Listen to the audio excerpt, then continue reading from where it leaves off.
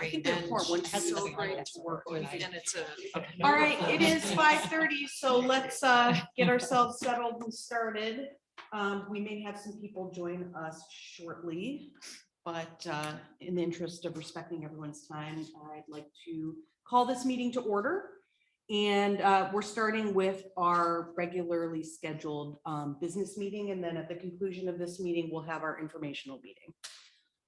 So I'll ask that Sandra record the attendance, and then I'll entertain a motion to approve the agenda for tonight's meeting. I'll make a motion to approve. Thank you, Grace. Second. Thank you. All in favor? Aye. Opposed? All right, moving on. Article 3, approval of the minutes of September 20th, 2022. If you haven't already had the opportunity to review those minutes, please take a moment to do so. They're a little more complicated than usual because we took some things out of order. So I wouldn't dwell too much on the formerly article this and that. I'm trusting that they got all that numbering correctly. But after you've had a chance to review, I'll entertain a motion to approve those minutes. Make a motion to approve. Thanks, Grace. I'll second it. Well, thank you. Just everyone's in agreement. All in favor? Aye. Opposed? All right, moving on to Article 4. This is the point of the meeting where we acknowledge visitors wishing to speak to any agenda or non-agenda items. So if there's anyone in person who would like to look at this, we have a participant. Welcome. Please join us. Oh, And for your record, if you'll share your name and yes. Yes, my name is Scott Rissy. I live at 7238 Cascade Road. And I had 2 items I wanted to comment about, if I may, tonight. Wait, Mr. Rizzi, can you yes. also share, because there's a desire for everyone to be a former chair of the Planning Commission, current. A Planning current Commission. member of the Planning Commission. Maybe he already I knows used that. to be a chairman of the Planning Commission, but that hat's blown away in the wind. Okay, so the reason I was stopping by was I've noticed while driving down 28th Street that the trees that I would refer to as in the streetscape, some might say parkway, but between the sidewalk and the road, many of those trees, as they've matured, their lower branches of the canopy are in some cases only 8 to 9 feet above the road. And ideally, we'd like to see them 12 to 15 feet pruned up if the tree is mature enough to allow for that. And I think, I could be mistaken, but I think the DDA, not like you personally, I won't put my foot in my mouth here, but I believe the DDA years ago had those trees installed. So I thought maybe the DDA could see about having some maintenance done to kind of prune up those canopies a little, open it up. If you go around the corner and you go down Cascade Road and you get in front of Frosty Boy and the gathering place in there, those trees have been pruned way up. It opens up the buildings, you can see them better, creates healthy vigor for the tree. And definitely the business owners like people to be able to see the businesses. So those were my comments on that. The other comment I had is that pre-COVID, and I believe Sandra and Steve may have coordinated this, but we used to have meetings occasionally, I think twice a year. We did this, I think 2 years or so before COVID, where the Planning Commission and the DDA had like a workshop together. I think the ZBA might have been there too, maybe even Township Board, I'm not sure. Yep. But I think it would be great to get back on that because I know you guys have things on your wish list. And if something comes across our desk and we know that you want a path there, we can say to the applicant, hey, would you give us an easement for that? Or, we can all work together for a common goal if we know what it just provides better customer service. So I just wanted to reach out and say that if somebody coordinated a workshop a couple times a year for all of us to kind of talk about our projects together, I think that would really benefit the township as a whole. So those were my comments. Thank you. Thank you. And normally it isn't part of our practice to respond to public comments, but what you just raised about getting the different commissions and boards together is part of the DDA strategic planning. And I think maybe even part of the townships as well. So that process is onward, because we've identified that as something that's been missing as well. Yeah, well, years ago, we had a situation that came up in the 11th hour in front of us, and we found out about something you guys wanted, but we didn't feel like we could really take that step because we didn't know about it far enough ahead of time to be able to do that. And so I Right. think that's when we started that process. We just need to get back on. I know with COVID, it got pushed under the rug like some things, but we need to focus on What it. was the format for that? It I was in remember it. It person. was We would, just- it was in this It room. was in with this room. We did the the- tables yeah. out and then we all sat at the tables. And I think the last time it was just a questionnaire went around and we filled it out, but it's nice when a couple people from each group, I think, can talk about, four or five things that, hey, these are the projects we're working on. We're working on some things at the planning commission, probably don't affect you guys, but it's just good for everybody to be on that same page. So. Totally agree. We'll make it happen. All right. Thank you so The much. monthly Thank that you. we're going to have. Yes, with have we sched- representatives from. 100%. That That'll too. help, but that plus the meetings, plus Yeah. this, we should be, Don't yeah. Forget about the chainsaw. Yes, it's, I've made a note. Thank you. Q-tipping, Wrote that right? down. I don't need a note on the second one because that's already in progress, but we'll talk offline about the trees. Thank you. Other public comments? Anyone wishing to make public comment? Items on or not on the agenda? Do we have anyone on Zoom? All right. I will then move on to Article 5, the introduction of our township engineer. Sandra, will you be handling that introduction? Yeah, well. Will he be introducing himself? Do you have a presentation planned for us? This is Eric Thorne. He is our new township engineer. And rather than me give the background, I guess I can let Eric kind of tell you a little bit about himself. So, Yeah, it's nice to be here tonight and to see all of you. It's the first time I've been to a DDA meeting. I'm starting to make my rounds through all the boards. I worked the last 5.5, 6 years with the City of Holland as an engineer in a very similar capacity for them. I graduated Michigan State University. I'm a civil engineer with a graduate degree also from Michigan State University. I have a pretty strong background, both, in my graduate education and mainly with the City of Holland. A lot of infrastructure, transportation, utility type projects, traffic, engineering, very broad. Like I said, very in the similar capacity what I do here, just a very broad range of engineering tasks that I can offer expertise on. And in my first few weeks, I've already started doing that and have enjoyed my time here thus far. Wonderful. Well, welcome. Thank you. Looking forward to working with you. Article 6, discuss DDA and strategic plan draft goals and objectives. I would invite the representatives from McKenna to come up to the podium. Thank you so much for preparing the memoranda that you've included in our packet, and I'll turn the meeting over to you to provide the update to us.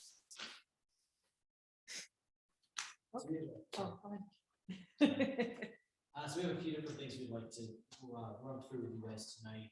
First thing is Daniel's going to go draft goals and objectives memo. Second thing is all of this is related. What's related to that is a bubble map we talked about last time. I think that was in the packets as well. Yeah, that's what you guys have. So it's sort of with the overarching, like, what is it we need to do in this area? Sorry. Demonstrated geographically. The third thing I'd like to do is in preparation for next meeting, where we're going to talk about architecture, is run you guys through some architectural precedents from around the state for what, sort of a village town center architecture can look like, and get your, hey, this thumbs up, thumbs sideways, thumbs down, just that level, but just so we have some direction on what you think buildings should look like in this village going forward. And then finally, we have one kind of big goals and objectives question for you guys, and that is about Old 28th Street. And we'll get into that in more detail. So with that, I'm going to turn it over to Danielle to talk through the memo. So I'm looking at the goals and objectives memo, which I believe was included in your guys' packets as well. The DDA goals 1, 2, and 3 in the beginning of this memo probably look very similar or familiar, particularly to Michelle, because she pretty much did all the work on that. I just ended up truncating some of it and kind of like wordsmithing based on stuff that was already done through the strategic planning, the township-wide strategic planning process, and sort of updated based on the work has been done and the work that we're looking to do now. So as part of this, our work with you guys, and as part of our work with the DDA strategic plan in general, of course, we want to establish some overarching goals and objectives for the DDA, you guys as a group, as a whole, and then separately the strategic plan as a whole, and what that means and how those kind of work together. So I won't go through this like point by point, because I think you guys have, had time to read through it. And if you have any wordsmithing comments or questions or concerns, feel free to reach out to me at any time. So just kind of note that as well. So, defining the DDA's overall mission statement, I included an example of just other communities that I've been working with in general, that kind of have a mission statement to, halt property deterioration, increase tax revenue, things like that. Perhaps that's something that the DDA might want to look into, and something that we can explore further throughout the strategic plan process. And that also kind of ties into a DDA and TIP plan if and when you guys kind of get to that point where you're needing to update those documents for the state. Let's see, supporting economic development initiatives. I included several objectives in there. And as per the guidance that I got, or that we have all received from Michelle, I sort of just added a little bit more detail in terms of strengthening relationships with business owners, advertising the DDA's work, online accessible, comprehensive property lists that are available, things like that. And again, which kind of directly ties to our work with the strategic plan on if the DDA, decides that they would like to acquire or anything like that, we can kind of work through that process and how that would look like. And which kind of then steps into developing a structured process for project initiatives. If and when the DDA would like to acquire property in the future, what does that look like? Who fronts that? Who initiates conversation?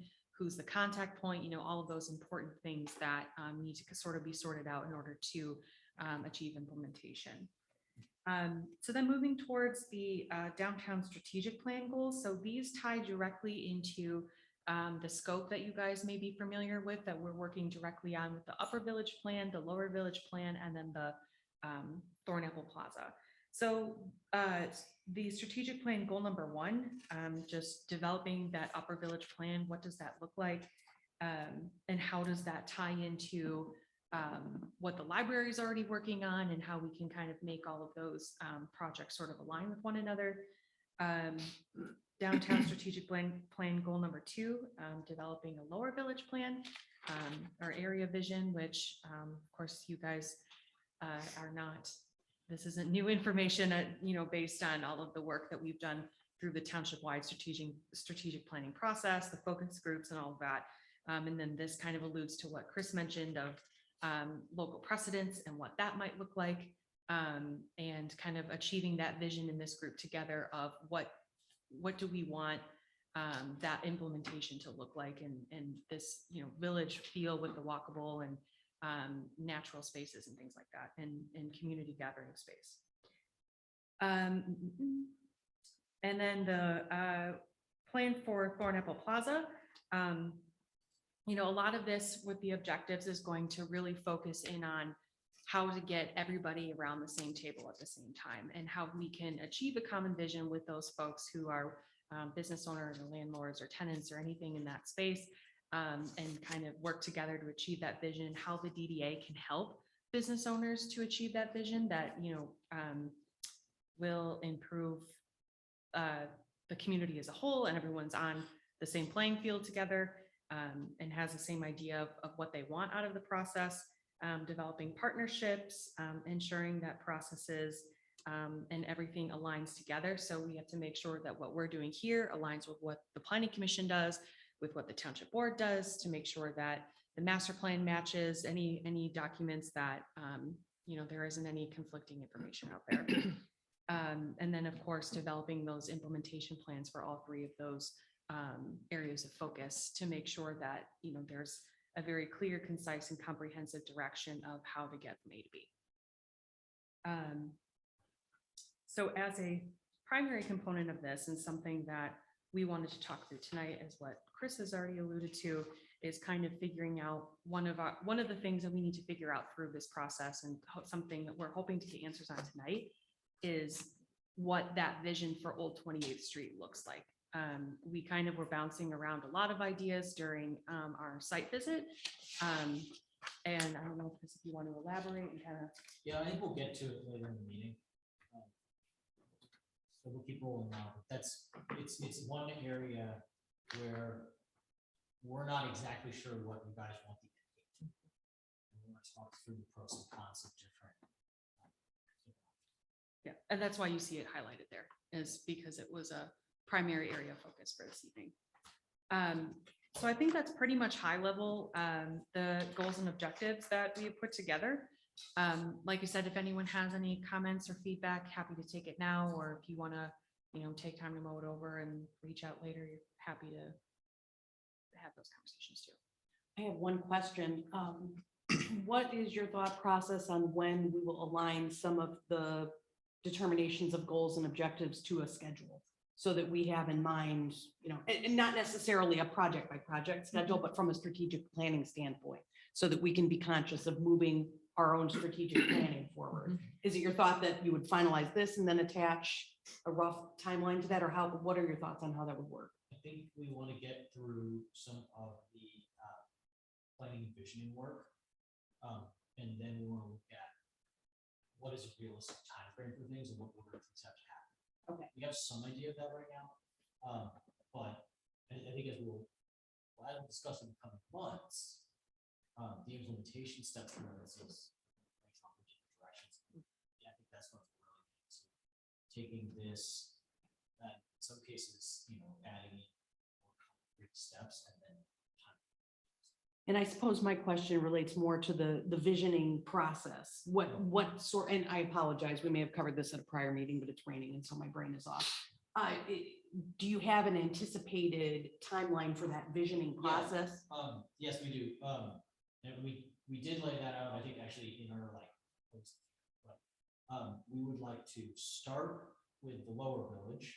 The reason for that is because the lower village is sort of the various parts of the village, right, is the closest to being where we want it.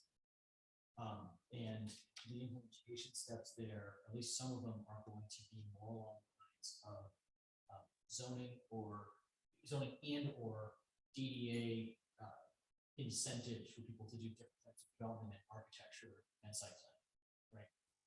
So our first step, at least we'll bring you guys drafts up next month, is that architectural side and site design side of things. So we can start working on that, as well as our thoughts on how we can improve our building. So that's first. And then second is some of the upper village stuff, where we got a big jolt forward from the library, right? And what the library wants to do is they're now informing what we're going to do. So, and then third is the Rapid Plaza. So the purpose of that being to get the first two in the hopper, because there are things we can do for implementation. Whereas the Rapid Plaza is going to take very specific steps and might blow up mid-process. Like we should realize that if the property owners are interested. So that's the overall timeline. And we're talking about doing this in the next 8 to 10 months, right? So that's the overall. Chris, in the order of those priorities, do you think that 1 and 2 in kind of getting those underway will help number 3?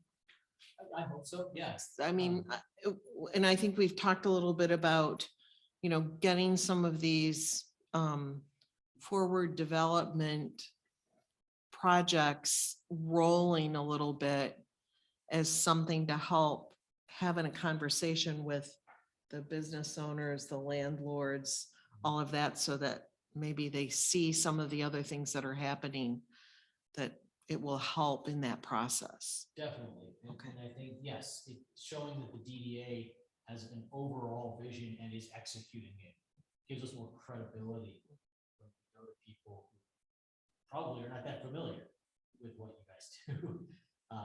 And in terms, especially the out of town owners. Well, and to Mr. Reese's point from our public comment period, I think it's important that we get a group meeting together to go through that visioning, because the DDA may have its own perspective of what we want that vision to look like, and that may be something that's not shared by other boards and commissions, and I think it's much better to flush that out as early in the process as possible. Well, and getting the implementation committee up and running. Next month, correct? Do we have a list of that? Is that in the minutes that was included, or do you know the people who are on? Yeah, the- 100%. It's the same as the, there was a Planning vacancy. committee? It's Okay. just to make sure that it keeps the momentum stays in. So it's Michelle from this board, yes? Yes. Yeah, there's one added person as well. Yep, there were 2 planning commissioners on it, and so there was 1 vacancy, and we filled that with Wendy Corstage. She's on the Parks Committee and the Planning Commission, so. Yeah, I'm currently working with Jessica to figure out when this room is available. So we can have like a set like X time on second Friday of every month or whatever. So that way we can kind of keep it consistent. I do wonder though, whether we need to go broader than that at some point early on and get the members, the additional members of the boards and committees in a room to get that buy-in, because, you know, we can feel pretty Agreed. confident that Michelle is going to speak with us because we're generally fairly aligned on things, but Right. I don't want to make that assumption as to the other boards. I So think it's an that makes additional sense. thing. Yeah, and I think that when we come to the point where we can take to the bigger group, the EDA would like to do these things, right? Where you guys have consensus, sort of similar to what we talked about with authority message. You guys have consensus, then we go out Okay. and say the DDA as a group, as a unified body, has these ideas. What is your feedback, and are you willing to participate in your aspect of the implementation planning commission? I would just like to be Not- sure that we're not I- going too far down the field. I don't want to Agreed. start, you know, So- getting mock-ups of things and. Agreed. We're And- not. And There's- I think a big part of that is, to Scott's point, we don't want to, you know, have this consensus on our part when there could be things that none of us, all smart people here, but don't see or understand. And all of a sudden they say, well, you can't do that. Or, you know, we need their expertise in part of that building the consensus kind of, so that, yeah, it has to be done very early, I think. Question, Supervisor. Do you remember when all very much agreed? There's been so much participation from residents who are serving on boards, committees, commissions, public engagement, so appreciative. The foundation, did I tell you guys that Ada, I was at a county thing for Parks and Pathways, an initiative. Did I say that Ada's Parks and Paths and their downtown, the community strategic plan they did was based on 300 responses and 2 meetings? You there? told me that, I don't. Versus our just under 2,000, that was from the manager. So we've got just under 2,000. That doesn't even count our parks plan, and we have 4 strategic planning meetings. So I hear what you're saying, and if I were in your shoes, I would 100% agree with that. I would say as the supervisor, and also the board of trustees, they didn't love this. It was a behind the scenes. It did not have a majority approval by the board to give it, to have the. Board? No, sorry, Cascade Board. So when we first met, I'm just saying the participation, the consensus, the glue that, yes to a meeting, but it's hard to listen to on my end because it's such, the glue that holds the process together are the elected Board of Trustees. I am so happy that we opened this process up, but it's almost like you open it up and everyone's got 100 different ideas. The elected 7 trustees are the ones who, and then staff, capable, well-paid staff. I think we need I just don't want to forget that, because it's listening like, well, we don't know. We do know. This is like my 3rd meeting of the day. I so appreciate the help. But the Board of Trustees ultimately is the only board that's directly accountable to residents, the only ones that are elected. The other boards and committees and commissions are invaluable, but they're appointed. So when we first met with the strategic, with McKenna, after the board selected them, I remember you said, okay, we'll look at what the current strategic plan says, and we'll update and go from there and talk with the board. I am happy that we completely flipped it over, started as a rock solid foundation, opened it up. I think meetings are key, but I just want to say, as a trustee, this was not a popular idea to give so much delegation to the different committees and commissions. And the Board of Trustees did not want to be, I mean, they ran, they're the public face of it. It was hard to get the implementation committee passed. If I can have a quick follow-up Sure. question to that. Sorry, that was a lot of, it's just, there's so much work going on behind the scenes. Yeah, and I'm trying to kind of, Bring it in. yeah, I'm trying to, for myself, so I can make the best decision possible. From what I understand, that these are going to be recommendations. And I assume someone will walk us through of what we're capable of doing on our own as a DDA without any consent or approval from anyone else versus what we need the blessings of from other Yeah. boards. Yeah. So we'll meet that before anything is, But to have Right? a six, yeah, think so. 100%, that's. we Right. should be Well, able to but have that- that. so But the reason point is that- to work together collectively so that we can all be more successful as a community. I think we're all on the same page. I think we are. I just And I think don't there's want a to get lot- too, I don't want to get too mired in the details because I agree. I think But we there's are on gotta the same be, page. so the Board of Trustees, they ultimately are the only ones who are elected, and then staff, we've got a full-time, and the manager, we've got a full staff. So I just think it's hard as the supervisor. You guys are fantastic. You want to serve, and it's so necessary and appreciative. There's a desire for you guys to be, and part of that has to be filled by that almost makes it employee. sound like we're irrelevant though. Well, it does. No, and I it- do not mean that at all. And So I that apologize. actually, I and don't it mean that. fuels a little bit of my concern, let's talk about, architectural ideas. I mean, we may have an opinion as a DDA that we want the village to, not follow architectural style A, but definitely pursue architectural style B. I don't know that we're the forum to make that determination. It's fine if you're just looking for our The Board feedback, of Trustees. but I don't want to take that too far forward without getting the buy-in from the planning commission and the board and the other stakeholders. Let me put it specifically. We're gonna recommend revisions to zoning section 8.08. And we are also gonna recommend a framework for you guys to do facade and site improvement grants.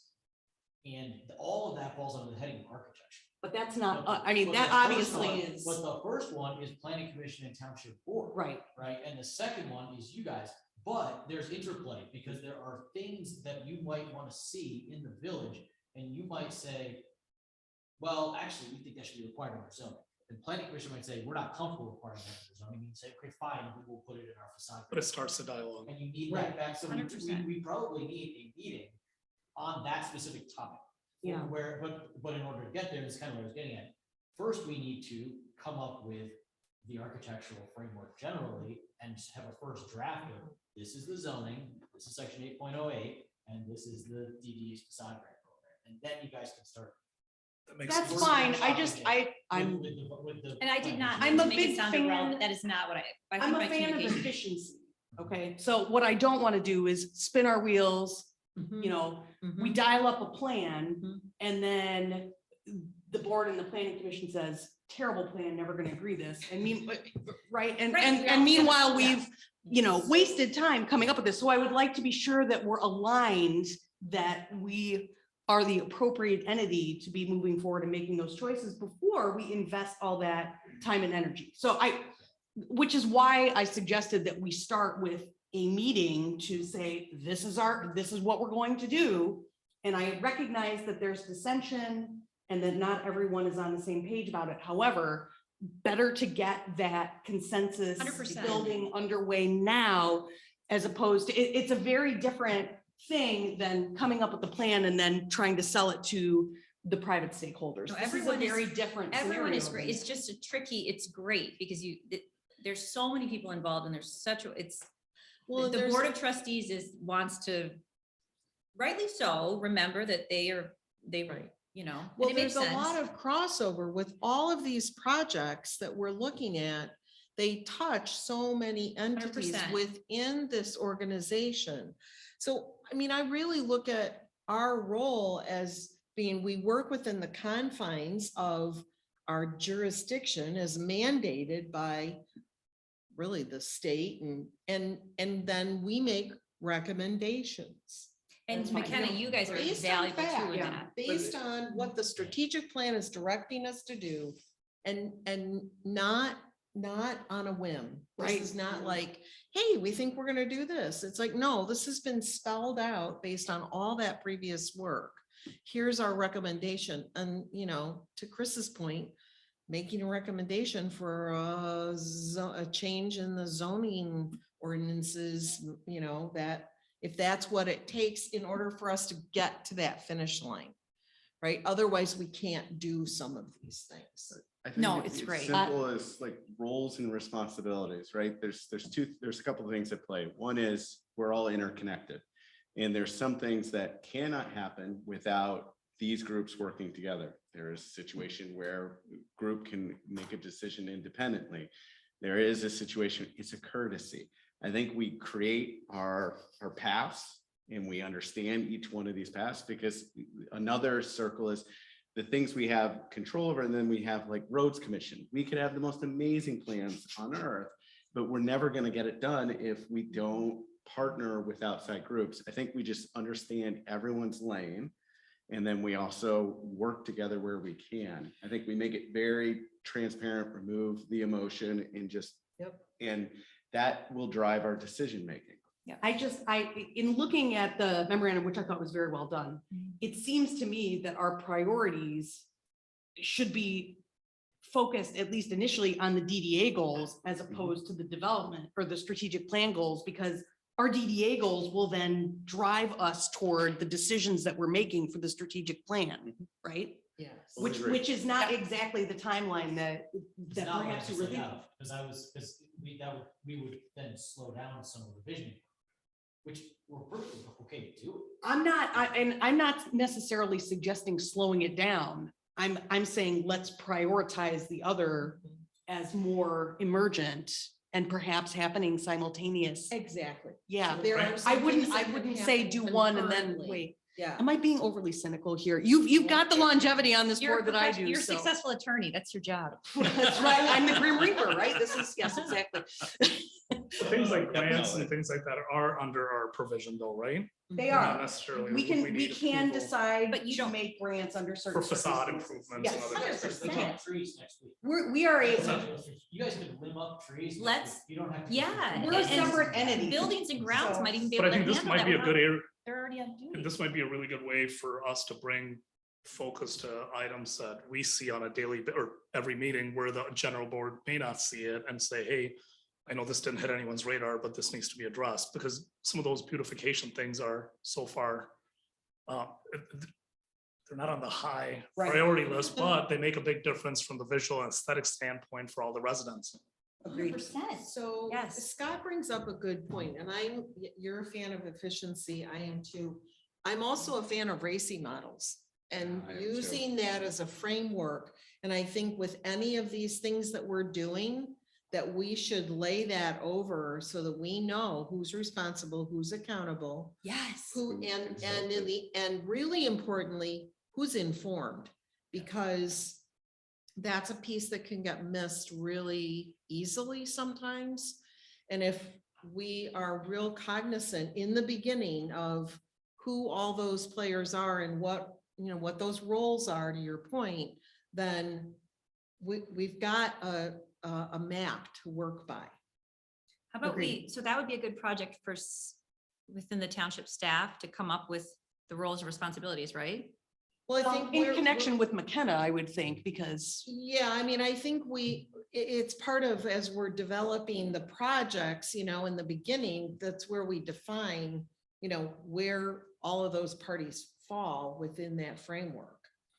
This is where the implementation committee comes in to me, where representatives from each of these boards and committees are to sit down Right. and say, the planning commission is working on this right now. The DDA is working on this right now. Oh, okay, hang on, looks like we need to collaborate. Or that's great, you guys run with that, because we don't need input on that. Or the township board says, don't forget to come to us before you actually build something. I 100%. Totally This agree, is why I but the think this problem is- is that I think we need that collaboration on the visioning pieces for some of this as well. Yeah. Because our history has been that there hasn't been alignment Yes. between the different boards and commissions about projects. And Earlier I is would better. say that on the Okay, it's a good idea. architectural stuff that we want to kind of lead with this, we'll be ready to do that probably sometime between your November meeting and Christmas. If you want to have a joint meeting, like our workflow will be at the point we have that joint meeting in that range. if that makes I sense. think that's a great idea. The other two, From big the picture, the monthly check-in at the trustee meetings are key to keeping to keeping the full picture. Feels like herding cats. But I think- But add that please to your list of things is to drive forward the scheduling of that joint visioning meeting. But I Scott. think that goes back to how we operate as all independent committees. If there is alignment on what the RACI is, right? Then that's our operating document Yep. as groups for this decisions and this decision, and many more to come. And that there's full alignment of what does inform mean? Inform means we have the right to make the decision, but as a courtesy, we're informing you. We have the right to change some of our decisions based upon that discussion, but we ultimately own the responsibility for it. Consult means that's a different type of relationship, but if we have those ground rules set, our efficiencies are going to be so much better between all the groups, Mhm. and people understand their lanes. And who knows, maybe other groups will adopt the same thing and then we'll all be in alignment in terms of. Hey, we 'cause they are, may be the groups. Dare to the- dream. No, the groups are all in alignment. It's the township staff. Yeah, groups are, you guys are all, well, I'm there all the time, so I can Well, say I that personal think- Okay, experience. but this isn't the place to. Nope, but I'm just saying, if we're gonna have the discussion, there's a lot more alignment than what Well, you realize. So that's 100%. where we inform staff, here's what we're doing. Exactly. Here's how we're doing it. And, and the reasons we're doing it is to make things more efficient, more effective and productive. 100%, but there Okay. is alignment, project wise, priority wise, I don't see, and I go to all the meetings, I don't see any disagreement or conflicts with the planning commission, the parks committee, the pathway committee, and the DDA. Really, I Nice. can't think of one Let's, thing. let's keep our fingers crossed that continues. I've then. been going for almost 2 years. I mean, it's very good. We have a Okay. great spot. When I say alignment, it's more of, I know what we know what we're doing. Right. We want to tell 100%. you what we're doing It's a and we like communi- to know what you're I doing. want to understand what you're Right. doing too. It's a But again, communicate, it's a opportunity to communication communicate issue. with But I Exactly. think there has to be, and we keep saying it, the cadence. Every year, there are this many joint meetings. Yep. And if 100%. you're going for your consultation or you're informed, this is when you do it, unless you do a special meeting. But if we have an operating document, this is how we operate, and this is how all our lanes are, then we can move much more efficiently. And you avoid Agreed. miscommunication. Amen. Yeah. Correct. I would Have say we it's- totally derailed you or are you, is this helpful? Page- Like, we don't want to get too far down the path. Hang on, the pathways committee hasn't been consulted. Mhm. Right. I just talked about some of the architecture site design stuff. We would also like to start talking about mobility and pathways. That's gonna be probably either a joint meeting with you guys at pathways or something at the implementation committee and taken back to pathways and comes back to you guys that way. So It's gonna be even simpler than that. Our new engineer, Eric, Eric's here, yeah. that has really been here helps. less than a month.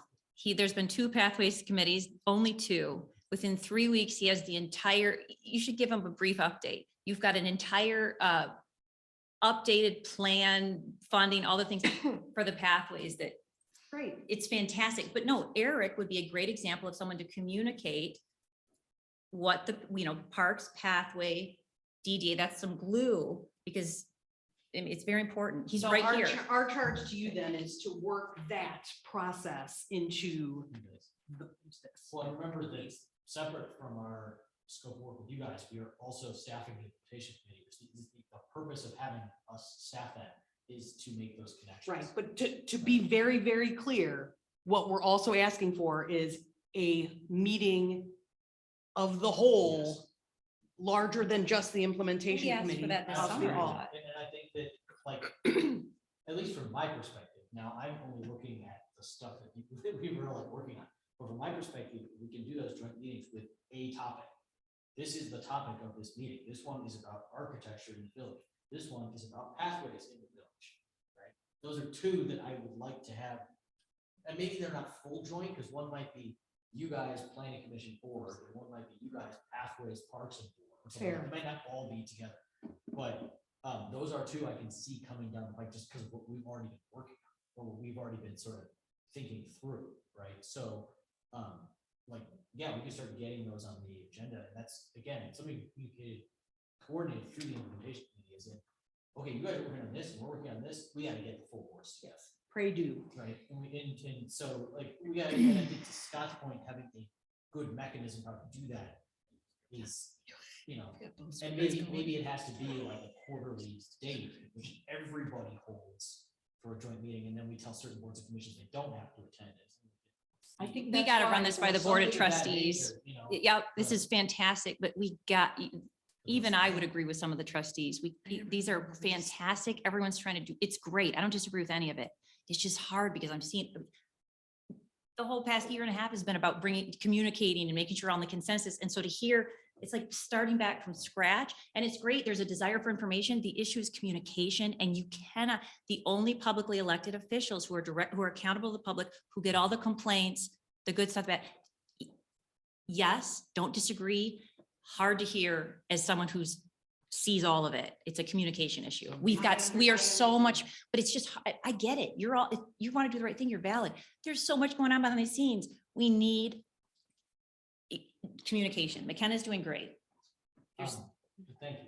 So one other thing that might go to that is, and also Scott's point, perhaps these joint meetings should take the form of the board invites some other commission. That's how it's gotta be. So if the board is the board at this, it's the board's meeting night, and the other commissions are invited to the board meeting. That's how the joint. I meetings think go. that would give be the just board that fine. Primacy. you're talking about. I think that's just fine. I just think that it's important that we are and I understand the frustration and that, you know, I don't believe that this is dialing it back to square one. I think that it is needed and it's been requested, and we just need to get these people into a room to provide feedback on some of these really important, particularly visioning issues, to make sure that we're not working against each other We're not. unnecessarily. Well- You say that, but we've had a history of this problem Then do we need- happening again. I don't disagree with and anything you're again. saying. I'm just saying this is a communication in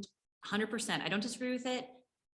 It's hard to hear because this has been so time. It's not hard to hear. You guys are asking all the right questions.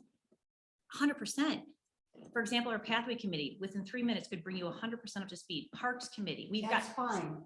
I'm saying it's important for community unity. for I different don't Boards to be in a room to speak to each other. I And don't, I'm not no, saying it doesn't necessarily I- need to be. I don't disagree, but I don't, yes, but it's got to come from the Board of Trustees. And again, I know we're just fighting. I'm just saying that the elected officials, we have opened it up so wide. It's great, but then appointed residents, we need everybody, all of you. You're asking the right questions. But to have it at this, the Board of Trustees is the glue. There's different, yes to joint meetings, but to have this board talking to this board, talking to this board, kind of, but that's not how it's the Board of Trustees. And then that's just basic. That's Grace. So can I- sufficient. Go ahead, Steve. Can I? Maybe we're just, I'm not communicating well, but So what does that look like from your perspective then? So if and I'm following you, what you're saying is that the board, yes, they have to make the decision. And again, They're this the is like final her- ones. So how? everything takes 4 votes. You guys have no idea. There's been so much I- resistance because the board wanted to keep it at the board level. Sure. So what does it look like to see through fruition the 3,000 residents and the countless surveys and whatnot, utilizing the board as the peak of the decision-making process? What are you envisioning that to get there? What's it look like from your point of view? Because I'm hearing from Jennifer in the sense of, yeah, let's get all the boards together. Let's talk about the different tactics and so forth, so that we can at least say, yes, we're all in alignment now. Let's, so to speak, push it up to the board and say, hey, you've got all of the committees within the township agreeing together that we think this is a direction where to go. You have to make the final decision as the board, but describe to me, that's where I'm not following. I'm saying, you're saying there's a disconnect, but I'm just trying to see what is it that you want? What is the vision that you want? So and we've kind of already got it because the implementation committee, one, fantastic survey results that took a Yep. long time. Yep. But it also provided a fantastic foundation as far as clear vision for what the priorities are. One of the main visions was improved walkability, village type area. Right. That's DDA 100%. That's made for the DDA, right? Ideally, the DDA is well funded. I mean, that's a great. Okay. Another thing is as far as land use, land management, there is overlap, that they're not isolated. And I don't want to, those meetings are a great idea. But so then the planning commission, zoning, land use, parks committee, detailed parks plan, which I think there's a potential for a lot more cooperation with the parks committee. Right. They're coming up with the parks plan that it very much could be a good partnership with the DDA. Pathways committee. That one is easy now that we have Eric. But so these committees, and they have responsible staff members. So for example, the fact that we now have an in-house civil engineer leaps and bounds ahead, and he can go to each committee. Right. Ultimately, you've got the elected officials, you've got helpful staff, McKenna, and all of these. The way to do it, I think that the best is not saying no to those joint meetings. That's a great idea, and the implementation committee to actually make sure it happens. I think we've got it, and the questions are all great, but what we need is more communication, because your questions are all great, but this is what we've been doing for almost 2 Communication years. from who? From Internal staff to who? to answer questions. We need, I mean, I'm trying to think. I'm sorry, that's where I'm lost at that. I don't want to have the point. discussions. There's, Yeah, okay. no, I don't want to no, open up sorry. any No. private things either. No, they're not But- private. I think we're doing great. I'm sorry, and I don't disagree. The joint meetings are a fantastic idea. I don't disagree with them. As a So- trustee, that's tricky. There's just the trustees are very, this is our job. By so much involvement at the appointed different committees, gotten a ton of pushback that I'm taking away. I think it's great. I think it's effective and efficient, and it's the way to do it. But taking this process and these priorities and everything, this is a board decision. Didn't So want the are you saying that implementation committee. that the board wants to, so to speak, they wanted to they want to make all these decisions? I don't think so. They just sort of want to, but then Wait, so they wait, think I'm trying to take But away the power. that's, I the think, power where from we're, the trustees. but And I'm that's, I not. think, where we're not understanding, because why are we as a DDA going to work through and make some decisions if the trustees are going to want to be the ones to make those choices? I think we can do it together. The thing is, I don't think there's a disagreement. I think everyone's just so for example, when the board had their little conference or workshop, write down your priorities. It was so funny. The 7 board members together, the highest one was a village area. so wait, so my comment was not knowing the intricacies of the politics of all the boards that happen behind closed doors, but pertaining to the business on hand today. Maybe I'm wrong. It feels like we're making it more complicated than it Yeah, really I is. probably am, because I'm listening. I I am I just wish you wrong? guys could be on the. Because I think I'm more confused now than when I Maybe was that's 10 where minutes the ago. entire board can express these views rather than, so to speak. I understand you being the township supervisor and so forth, but if it is the 7 on the board, again, maybe getting all the committees together to let the 7 board members express how they feel this process has gone and or what they envision it should be going at this point in time. It's Right. like, okay, you guys have all done your work. You're now terminated, so to speak, That- and we will take it No, from here. you're not terminated. Right, We but need just, you. we just need to understand at that point. So maybe as the township, maybe take it back to the board to say, hey, you know what? It seems as though our committees that we are working with are not sure of their role versus our role, and how can we communicate that with them? Perfect. That's the In a genesis nutshell. of having a RACI of you're leading all these different boards. This is no different than a lot of different committees in large corporations or in other public serving committees like the Kent County Parks Foundation. And I said, it has to work with all these different responsible parties. And the key is understanding roles and responsibilities. And if you outline those for everyone, you're going to get to your efficiencies of what you want, and everyone knows what they're supposed to do and You're how they great. play together and everyone works together. And I think we're not going to have these frustrations if that is very clear. Right, and then so everyone, yes, good idea, and it doesn't need to be, the fun part is that we've got tons of resources, and really, as far as projects and goals, I don't see any conflicts, but it's more just, all getting on the same page technically, because we already are, and it's a good thing. So I apologize. I just, in my head, the amount of personalities and turf, the amount of politicking, I think my head's full and it's gonna start But I think you're spilling out. really close to where you want to be. I think the key is as the supervisor, it's a point of view. As a CEO, I look at it as your role, you see all the parts that we may not see. So roles and responsibilities for everyone in clear definition. And then I think all the parts are going to work better together. Yes. With a defined So this is- touch points, right? With Yep. what our role is in that touch point. And then what I don't want to say, but I guess I'll just say it. The supervisor doesn't have nearly as much, there's not the power there that it is no, this is not you, that you're 100% right.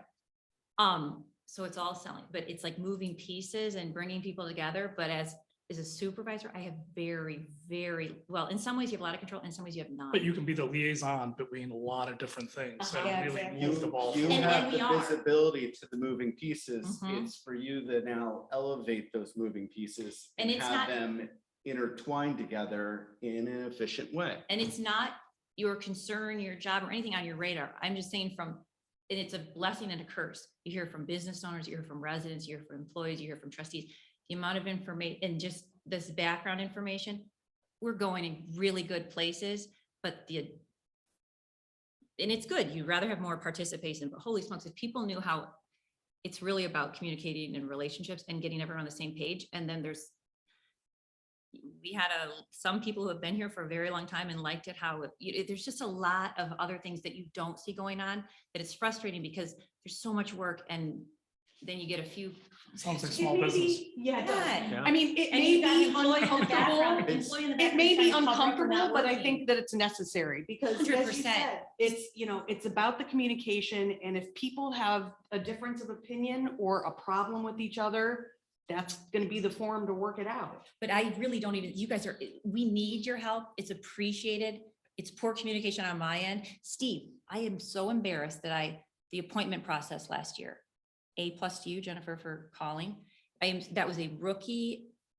It had nothing to do with you personally, but And I'm not taking anything personally. No, I but I'm mean, just I saying- know you bring it up as an example for something, but it's all, as Scott said, as in the sense of, being a CEO, you learn along the way. Yeah. And your pinnacle job is the building of relationships, the working the teams together, trying to, taking a lot of crap from a lot of people. But it's chief elected, it's not chief executive. So remember what's that one book that came out about whatever?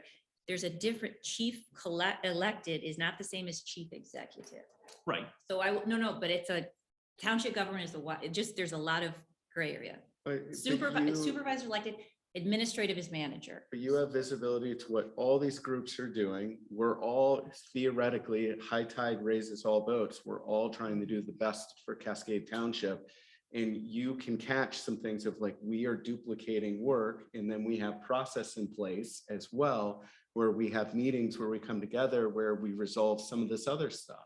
Right, it's an asset for sure. It's checks and balances, and that's what's going to make all this move efficiently. And it seems like we're slowing up right now, but if we do the due diligence and lay this out, this is going to move so much smoother. Mhm. And we've got the foundation. I apologize for No, but it's just, there's sometimes so much progress going is on. messy, so we'll keep Progress moving is forward. often Figure out next steps at this Yeah, point. at this point, yeah. So let's bring it back. Apologies. Oh, question So though. let's, yes. Real important. Page 2, downtown strategic plan goal number 1, develop an upper village vision. That section, second bullet point, can we delete, and I don't disagree with it, but a wish list vision for the Noto site, that is a privately owned business. I don't want anyone to feel targeted. Let's just, my preference would be to not put that on there. Happy to work with them. So, yeah, can you explain to me that a little bit more of wish list vision for the Noto site? Is that No, I don't something? want it. We're not targeting any particular. No, but like, they must have had a reason for it. I just kind of want Yeah. to see what their, businesses. So to explain Location. our reasoning, yeah, it's not about it. In fact, it's Nodos. It's got nothing to do with that. Okay. It's got everything to do with the fact that it's across the street from this facility. And that it's a very large lot that hits 28th Street on one side, Jack Smith on the other, and Thornbrook on the other. So she's got 3 frontages and a very large parking so we're lot. talking about just a common area landscape around the edges. Well, so the question is, what is the future of that site? And if it's Nodos forever, great. But if it's not Nodos forever, what's next? We don't know. Right. We don't because Right know. now it's privately owned, so you're Like, right. we let's can't not really- talk yeah. about Notos, Culvers, or Well, Rishi and it's International. part of a, Right. it was Yeah. part of a broader conversation that we Yeah, had and- previously about potential acquisition of a variety of different Totally. privately owned properties, you know, should the opportunity arise. Yeah. For example, when the purchase of Tuffy Yes. went through, yeah, that's an example of Key the type of location. opportunity Yeah. that we need to be open to, so. to the Yeah. extent- Yeah. It was just so- more Yeah, it's not about it's not about that it's Nodos. It's Yeah. about that it's the strategic location of it. But I'm also okay with crossing it off right now because we're comfortable with the idea that that's going to be Nodos for the foreseeable future, and we can revisit it if it's not for some reason. It's just easily misinterpreted if we name specific private businesses. That's a fair. I agree. comment. Yeah, Yes, you're yes. absolutely right. Great That's call fine. out. No, So- you're With that edit then. Thanks, guys. What are our next steps? sure. So our next steps, as I said, are I'd like to get, or we would like to get into some of the lower village type stuff where we think we can have some immediate impact, or at least put in place things that can have a long-term impact, right? Which is why we started talking about architecture. Though, before we get there tonight, we do have one more piece of the goals and objectives, and that's the geographic component. So do we have the map? Can we put the map there? There's a copy of it.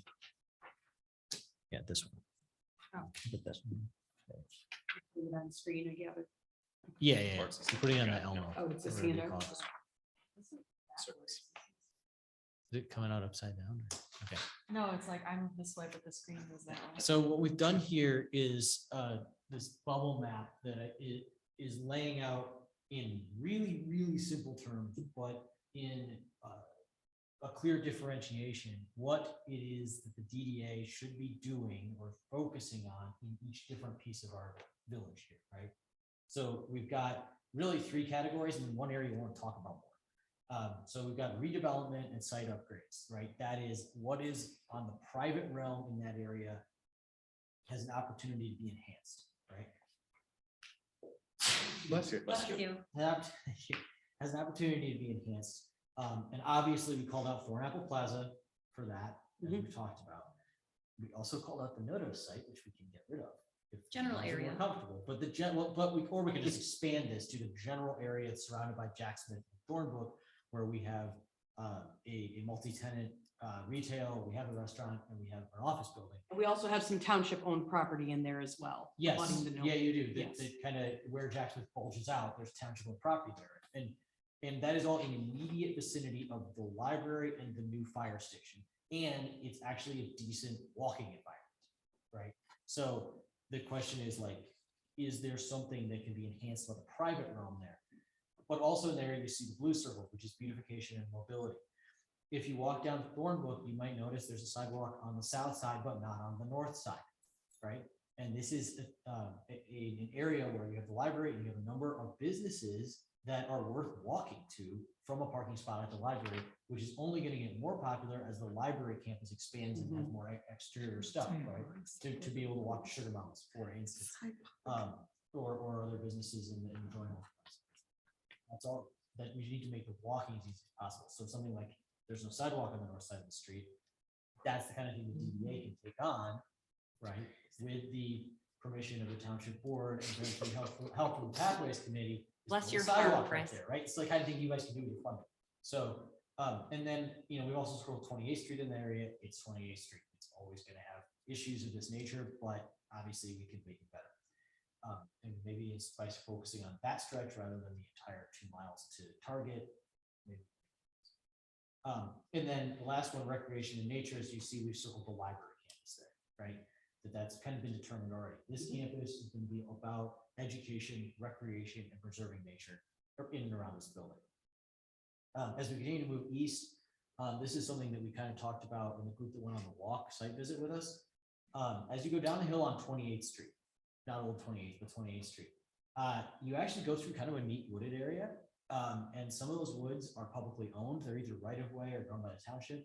And some are privately owned, but they're unlikely to be plowed over because they're like on the Walgreens site or something, right? And so the Walgreens is probably not going anywhere, and neither is the woods behind it. Or you guys could even get an easement for something like that. And so the idea is, hey, that stretch of 28th Street is really an area we want to preserve that woods, right? It's pleasant. We could, and there may be opportunities of walking trails back through the woods to get pedestrians and cyclists back away from the speeding traffic on 28th Street. And we can pursue like those types of activities. Similarly, perhaps more creatively and more difficult, but I think potentially more rewarding, is actually south of Old 29th Street, the hill going out behind the library. Which if you were to kind of bushwhack your way through those woods, you'd come out down the bottom on Cascade Road, down by the ice cream places and some other businesses. Can we get some easements through the backs of those properties for a walking trail? These are just like thoughts that are throwing out there right now, but like this is the kind of recreation and nature type improvement.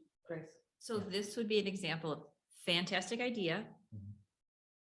But I was contacted by, well, one, I went to get pizza at JT's and started talking to the owner. And then some people that lived in those condos, I think the township spent a lot of time, energy, and money with our engineering firm. There was a strong desire for that in the past. We beat that. It is not going to happen. So maybe that's an issue of maybe like, here's where we I think it's tried just an example, yeah. really, really It's an hard. example, Great but it's- idea, yeah. Right. not happening. Okay, that's- what's the impediment? Oh, Private Whatever. property. Sandra Sandra, knows private- all that in detail. Private in property. short summary, the impediments. Yeah, Well, private property and Overlook Summit, crossing Overlook Summit. The, I the figured that, like, the upscale, condo beautiful association might condos be don't want a difficult. public path across their, But Right. that's I a know some perfect people do that. example of having these conversations early on with those other groups so that they can say, been there, done that, we've tried, here's where the impediment is. Do we want to try again or No. no, it's never gonna No. go. No, but I'm saying that's the conversation that 100%. happens Agreed. when we get Yes. together with Yes. these and have that communication. and I didn't learn, yes, 100%, enough Okay. said. Good job. Chris? It still goes to the idea that the woods behind Old 28th Street and the slope going down there, that kind of protects Overlook Summit from everything else, is an area the DDA is wanting to preserve nature and that kind of, maybe recreation is not an option. Get down to the bottom of the hill, we got a big blue circle, beautification and mobility. This is what you guys have as a historic village. It's not a whole lot, to be honest, but it's there, right? And you have some buildings This is that your old reflect buildings. that history, other buildings to be recently upgraded to enhance that history. So it's a matter of, hey, how can we enhance what's already there? And the other thing is, when we took our walk, we kind of walked through the parking lots behind the businesses on Cascade, and it's kind of a disorienting mess. And there are things the DDA can do to help that out that would benefit the business owners, right? Without doing, we're not talking about wholesale redevelopment. We're talking about, hey, how can we make sure these parking lots connect to each other, or you can walk more easily, that kind of thing. So we want to get into that. And then of course, beautification, that's why we want to talk architecture, right? We want to make sure that any new buildings or redevelopments are enhancing our character, right? And then finally, like, Tassel Park, recreation and nature, right? So this is trying to crystallize what should we be doing to reach our vision in each of these areas.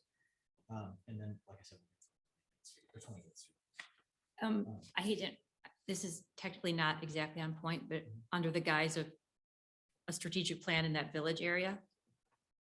Eric knows about the path, the bridge thing, pathway committee. I have to go to a parent-teacher conference.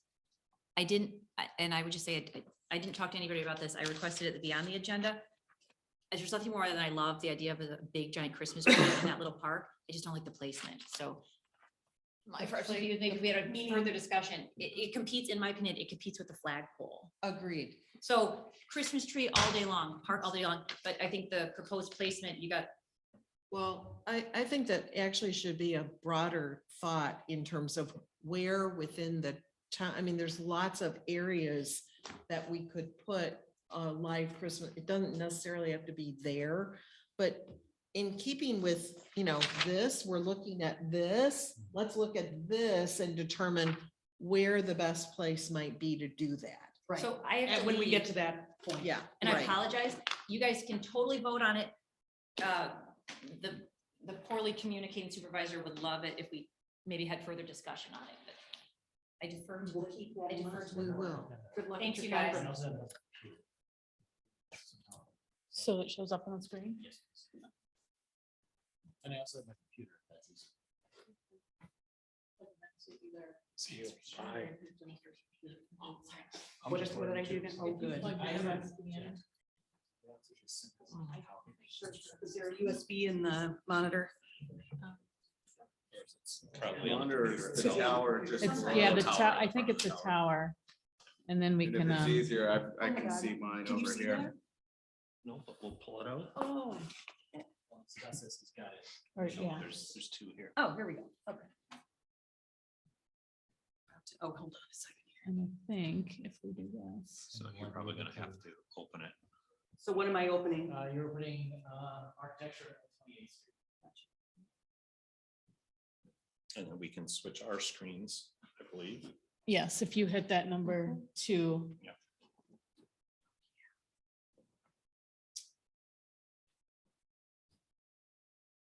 And then can I advance slides then? Oops, what just happened? I don't think you can So do I need- that. I need Jennifer to do it. Just say slide, although it disappeared, so let me, Is it down right is there? this it? No, That looks like a video. oh, no, didn't want that. So, yeah, it Let's was try this there. again. I'll It opened close and then up. it. Hmm. Oh, bless. All right, hold on.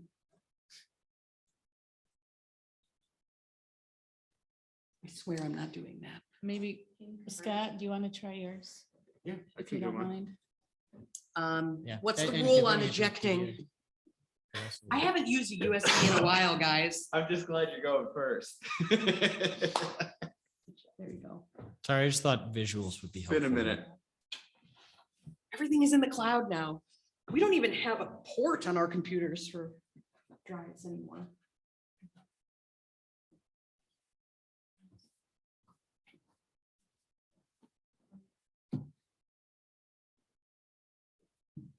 Are you driving mine right now? I'm just trying. Just putting-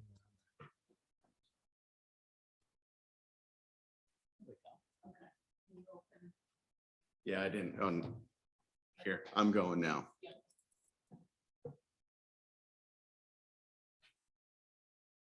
That seems more promising.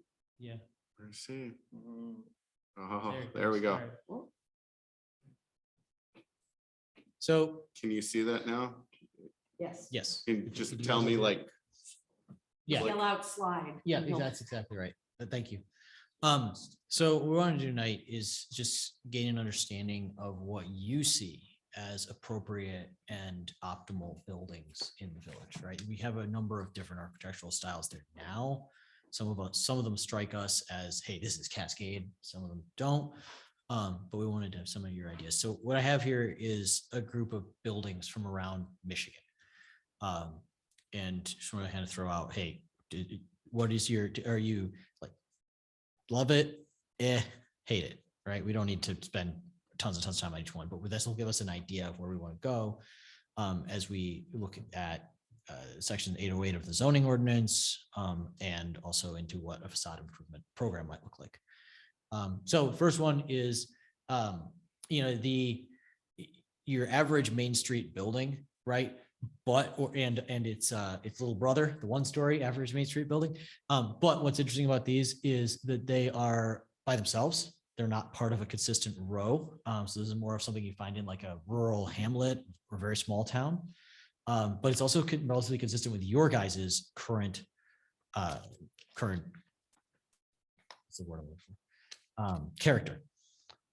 Because you guys don't have like a long row of consistent Main Street buildings, right? So is this what do you think? Is this a good or? Yeah. It's an okay. So what makes it an I'm a terrible judge of all of this, so. Okay. So it doesn't have to, Grain you of also salt. don't have to judge like, so we don't have Mike with here. You'll with us here. You'll have see him next month and he'll be able to tell you about like how many inches the cornice is and how the windows relate to each other, right? That's not what I'm asking. I'm asking like, if this was built on Thornapple River Drive, would you be happy about it or not? Maybe this will become more clear as we keep going. As I, Perhaps, yeah. because when I as think of prepare. Thornapple River Drive and Cascade, I think of Georgie's, you know, which is, I realize, you know, down the pike, but that's more. That style you see a lot along Thornapple River Drive. But I Yes, also, ma'am. Go ahead. I was gonna say, I struggle because there are so many different architectural hodgepodge. It is a disciplines. hodgepodge. From Mhm. Tommy's Yeah. car wash of neon lights to like new style, new Yes. age, like modern Starbucks Even to. within the lower village where we've got the historic museum Mhm. and then a Bridal shop. mid-century modern, you know, one low story building like next to it practically. So, Yeah. or the old church is right next to it. So I guess my concern is how do we look at or develop a style that basically is transitions? So it's got elements of old. And so here's a prime example. You can see it every day on HGTV. Joanna Talks Gaines, about Regal modern Joanna Gaines. farmhouse, or, I mean, that's basically what they did was they took old and they started integrating new elements with it. So how do we do something like that? Come up with something like that in various configurations?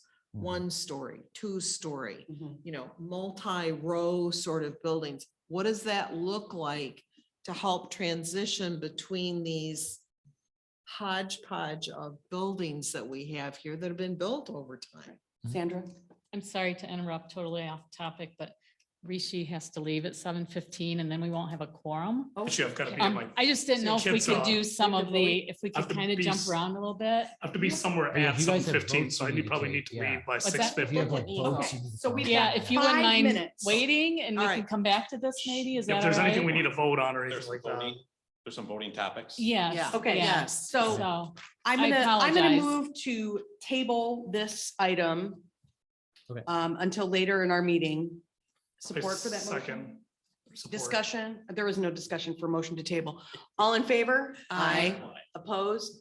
All right, we'll Sorry, be back, Chris. we'll be back to you in a minute. So let's move on then to, actually, I'm gonna move to also table Article 7, which is the update on the Transportation Committee. All in favor, or I'm sorry, second to the motion to table Article 7? Would anyone second? Second. Thank you. All in favor? Aye. Opposed? All right, moving on to Article 8, discuss and consider permanent tree at Westdale Park. yes, sorry, thank you. So staff did instruct, or excuse me, the DDA did instruct staff to look into this further at their September meeting about putting a real permanent tree at the Westdale Park. I did meet with Thornapple River Nursery out there to discuss a location and a size and type of tree that would work. And so Adam Boonenberg met me out there. He suggested a 10 to 12 foot Norway spruce. There were 2 locations. He felt this was the best one, kind of in front of the flag on the hill there. There was a location back behind the flag also. It got a little more lost in the trees back there, but so this was what he recommended. So just looking for some conversation, discussion, decision on how you'd like to proceed. Steve? I know we had discussion about putting a tree. And as I see these mock-up pictures, I would say no tree at all, just no tree. And if there's, as somebody had said, if there's someplace else within the township, and maybe, you know, and I don't know if this may be, it may impede the the gas station, but right where we just did all that landscaping on the corner.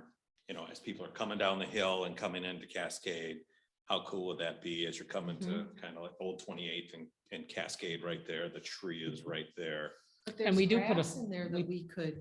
Yeah, We and we do could- put a fake tree down at the bottom of Yeah. Old and Cascade Yeah. Road too. That'd be nice. So, So should we I thought substitute that that with the would- live tree perhaps? Yeah, Is the thought? but again, I don't know if it blocked the gas station and their signage and whatnot. so the fake tree that we put is on the other Other side, side. if you will. So it's Yeah. on the, I'll call it the jam and beat side Correct. of that. So assuming Old that 28th we Street. do not plant a tree at Westdale Memorial Park, would there still be a fake tree for the, We do the tree lighting ceremony there. that's why I'm bringing it up. So, but they have a tree that they use for that purpose and they just, We have a tree that we put up, Okay. that Buildings and Grounds puts up and we Yeah. have a little bit more flexibility to figure out placement if we just decide Right. to roll with that right. for another year at I least. would say roll with what we've done for right now. Oh, personally. yeah. Rather than It- rush the decision of putting a Yeah, real tree. I think it looked, Yeah. to me, simple looks nice. And right now it looks simple. The focus is on the flag. yeah. The Right. focus is on the monument with his plaque. It's just I think part of clean. it was we talked about putting a live tree in, and then after that, we talked about the Memorial Park. And I feel like it's a memorial park now, Yeah. We've made and that that's what it decision. should be.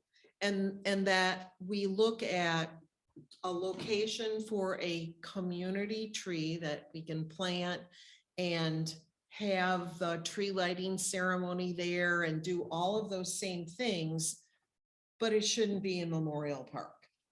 Other, It's just they're two different kinds of things going on. other thoughts? Dissenting remarks? Would anyone like to make a motion? I think that you pretty much already did, Steve. I move that we just scratch the tree at this moment in time, a live tree.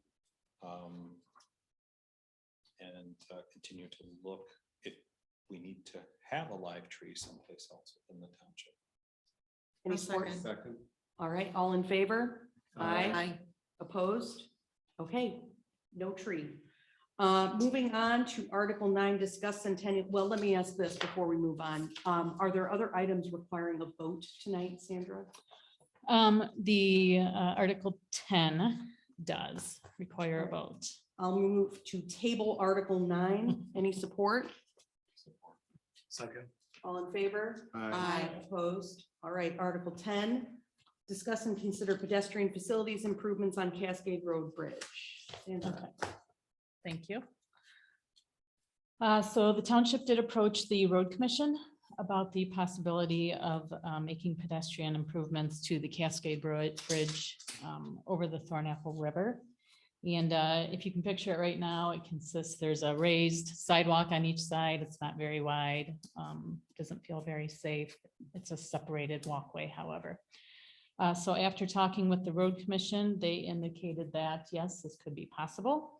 And it would be a grade level type pathway separated by some type of barrier, or the barrier could be even raised a little bit. So they would widen the walkway. They would just kind of adjust the lanes, if you will. So there's no structural improvements that have to be done to the bridge. So they would just widen the walkways on each side, put the barrier in, and that would be used as the pedestrian pathway or walkway across the bridge. They did say that this could be done for approximately $250,000 for each side. And it could potentially also be a 2023 project, depending on the bidding climate. We did apply for ARPA funds for this project. They were deemed ineligible by the county because the project would not serve a population disproportionately affected by the COVID-19 pandemic. So we could use our own funding. The township could use its own funding, whether that's general fund, pathway fund, our own ARPA funds could be used for it. And then, of course, if the DDA is interested, we could use DDA funds for the project as well. And so the Pathway Committee met in October. They did discuss this project. And they are interested in pursuing the pathway, but only on the northeast side of the bridge, which is the Tuffy side, or excuse me, I'm sorry, it's the Verberg side of the bridge, because that is where the current pedestrian pathway is. So we wanted to bring it to the DDA to see if there's interest from the DDA in pursuing the other side, the southwest side of the bridge as well. So there would be a pathway on both sides. So, sorry. Nope, that's fine. Currently, there's a sidewalk. If you cross the bridge on that side, which is the Tuffy side, there is a sidewalk that goes up to that first subdivision there, Thorncrest, off to the river. There's about 70 or 75 homes back in Just there. real quick input. Having a business right there and having my kids once in a while come to the store and then kind of walk. I would never let my kids walk on that bridge. And you're telling me that you're gonna shrink the lanes that are going 80 miles an hour to expand the walkway? That scares me a little bit because now you've got pedestrians walking and the cars in a tighter lane going just as fast because they're not going to slow down. I just don't know if that's a great idea. I can see it from a pedestrian standpoint that having a wider lane is better, which it is, of course, but then you're tightening and restricting the flow of traffic of people that are already texting and driving really fast down that lane. I'm just afraid that if the lanes are too tight and someone runs that curb and hits someone, is that really the best? And this is important enough for me to stick around for because it worries me a little bit. And maybe, I wasn't at that meeting. Were you at that meeting? The Pathways meeting? I Planning don't know. Commission. Probably speak to it. Maybe that question came up. Come I'm on not up, sure. come on up, Scott. So, I believe It's a good thing you barrier stuck protected around. Real pathways. quick here. So the 2-minute deal drill. was that the road commission would lower the existing sidewalks Oh, man. down to the street level. Okay. They said those lanes on the bridge are wider than the travel lanes on Cascade Road. So they can narrow the lanes and keep them the normal width. And they will have room to put a barrier between the traffic lane Oh, and the so path. Pedestrians would be protected. Right, and because they're going to lower the sidewalk, the rail to the river will actually appear, I don't know, what is it, 6 inches higher because the concrete's gonna be at the same Yeah, but I'm more level worried as the about the street. cars. I understand, there's supposedly going to be a barrier. So if you do one side, the east side of the bridge, I would assume the lanes would be a little wider than they And would you be would if have you a barrier. did both sides. But obviously, the people on Thorncrest and Jeanland, where I happen to grow up, so I should be somewhat, anyways, but that neighborhood, that loop would have to find another way across if we only did one side. If you do both sides, then they don't have that concern. But what I would advocate for is exploring a way to go under the bridge. Or outside the bridge. Like, is So there a way to on- hang the on thing on the the- other side? On the water yes, on the side? Thorncrest side to go under, because as a kid, that's how we used to do that. We'd go to Right. libation station. We Times would have go under the changed. bridge Right. and cross on the east side Right. That to would make walk more down. sense. Yeah. That's. I'd say let's but- explore So that that. would be the avenue I I would think go there are plenty before of I would, options. anyways, I don't want to throw a So, wrench in but- there. thank you very much. I appreciate that. Thanks. So what I'm hearing is there's interest in considering this, but we'd like to hear options. And what I would like to have before we as a DDA vote on any support is I would like to get a legal opinion stating that we're allowed to fund this project because I understand that we're allowed to, and it's in this memo, and yet I would prefer. so we did hear from Mike Homier, a few months back. Okay. We approached this subject, not necessarily about this maybe, but just other projects outside the district. Because a pathway like this would benefit the DDA district.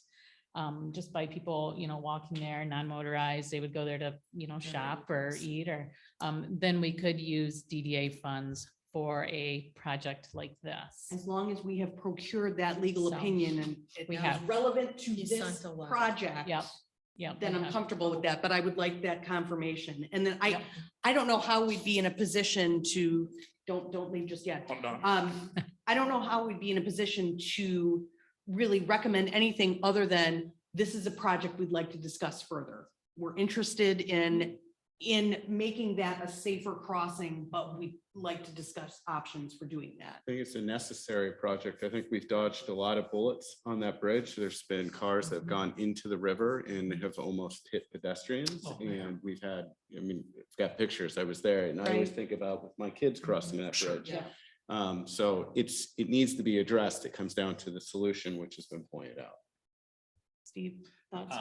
And maybe you've answered it, because I'm just not familiar with the name of the streets, but so if you're heading from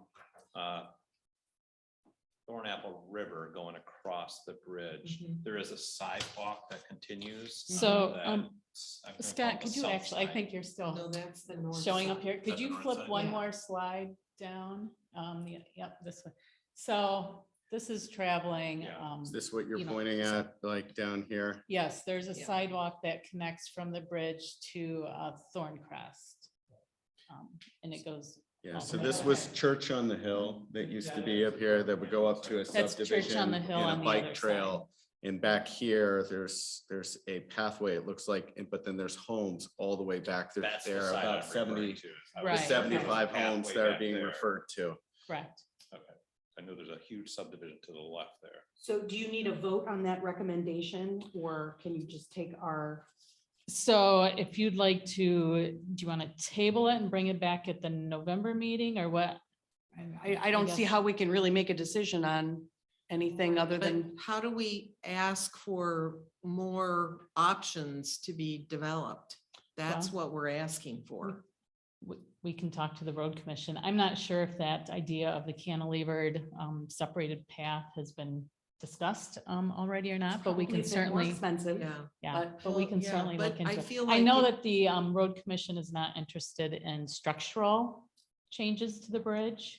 Right, but we, So, I think there was discussion that we wouldn't have to change anything to the structure of the bridge, and they actually said that cantilevering walkways on either side or down below, that the structure of the bridge would hold that. correct, And so it was really an add-on to the bridge. right. I like that, yeah. So why don't I move that this board recommend pursuing options to improve the walkability and safety of that crossing, including those that we've discussed today, and ask I don't know if it's the board or what entity has been speaking with the road commission, but ask that those conversations move forward. If that motion made sense, is there any support for it? I support that. Thank you very much. Further discussion? All in favor? Aye. Thank you Opposed? so much. Hold on, don't leave. I'll move that we remove Articles 6, 7, and 9 from the table. Is there support I for that second. motion? A sec. All in favor? Aye. Opposed? All right, thanks, Rishi. So sorry. Thank Appreciate you. it. Really No, thanks for apologize. sticking around. Don't speed. Thanks for the quick 2-minute drill. Appreciate your input, as always. Bye, you guys. Thank you. Bye. All right, let's rewind. Back to Article 5, discussing the strategic plan goals and objectives. Sorry, guys. So do we need the zip drive again? You want me to do Right, that yeah, again? yeah. Can we do this again? And I'll remember for the audience out there that you'll see when I scroll and I will not make you dizzy.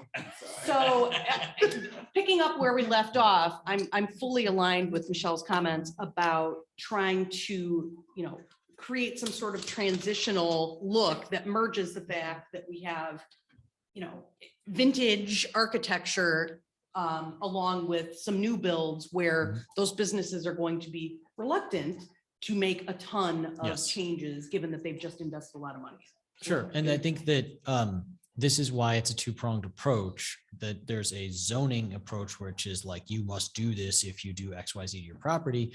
And there's the DDA is willing to help you do these things, Agreed, right? right. Approach, and that's been trying to figure out what goes in which bucket and what isn't at all included is what is gonna be this. So what I'm hearing you say, Chris, is with this zoning saying, okay, anything new from date X, you must now meet the new criteria. Mhm. But as a current business, yes, the DDA is willing to give you a grant to update to this current Yes. status.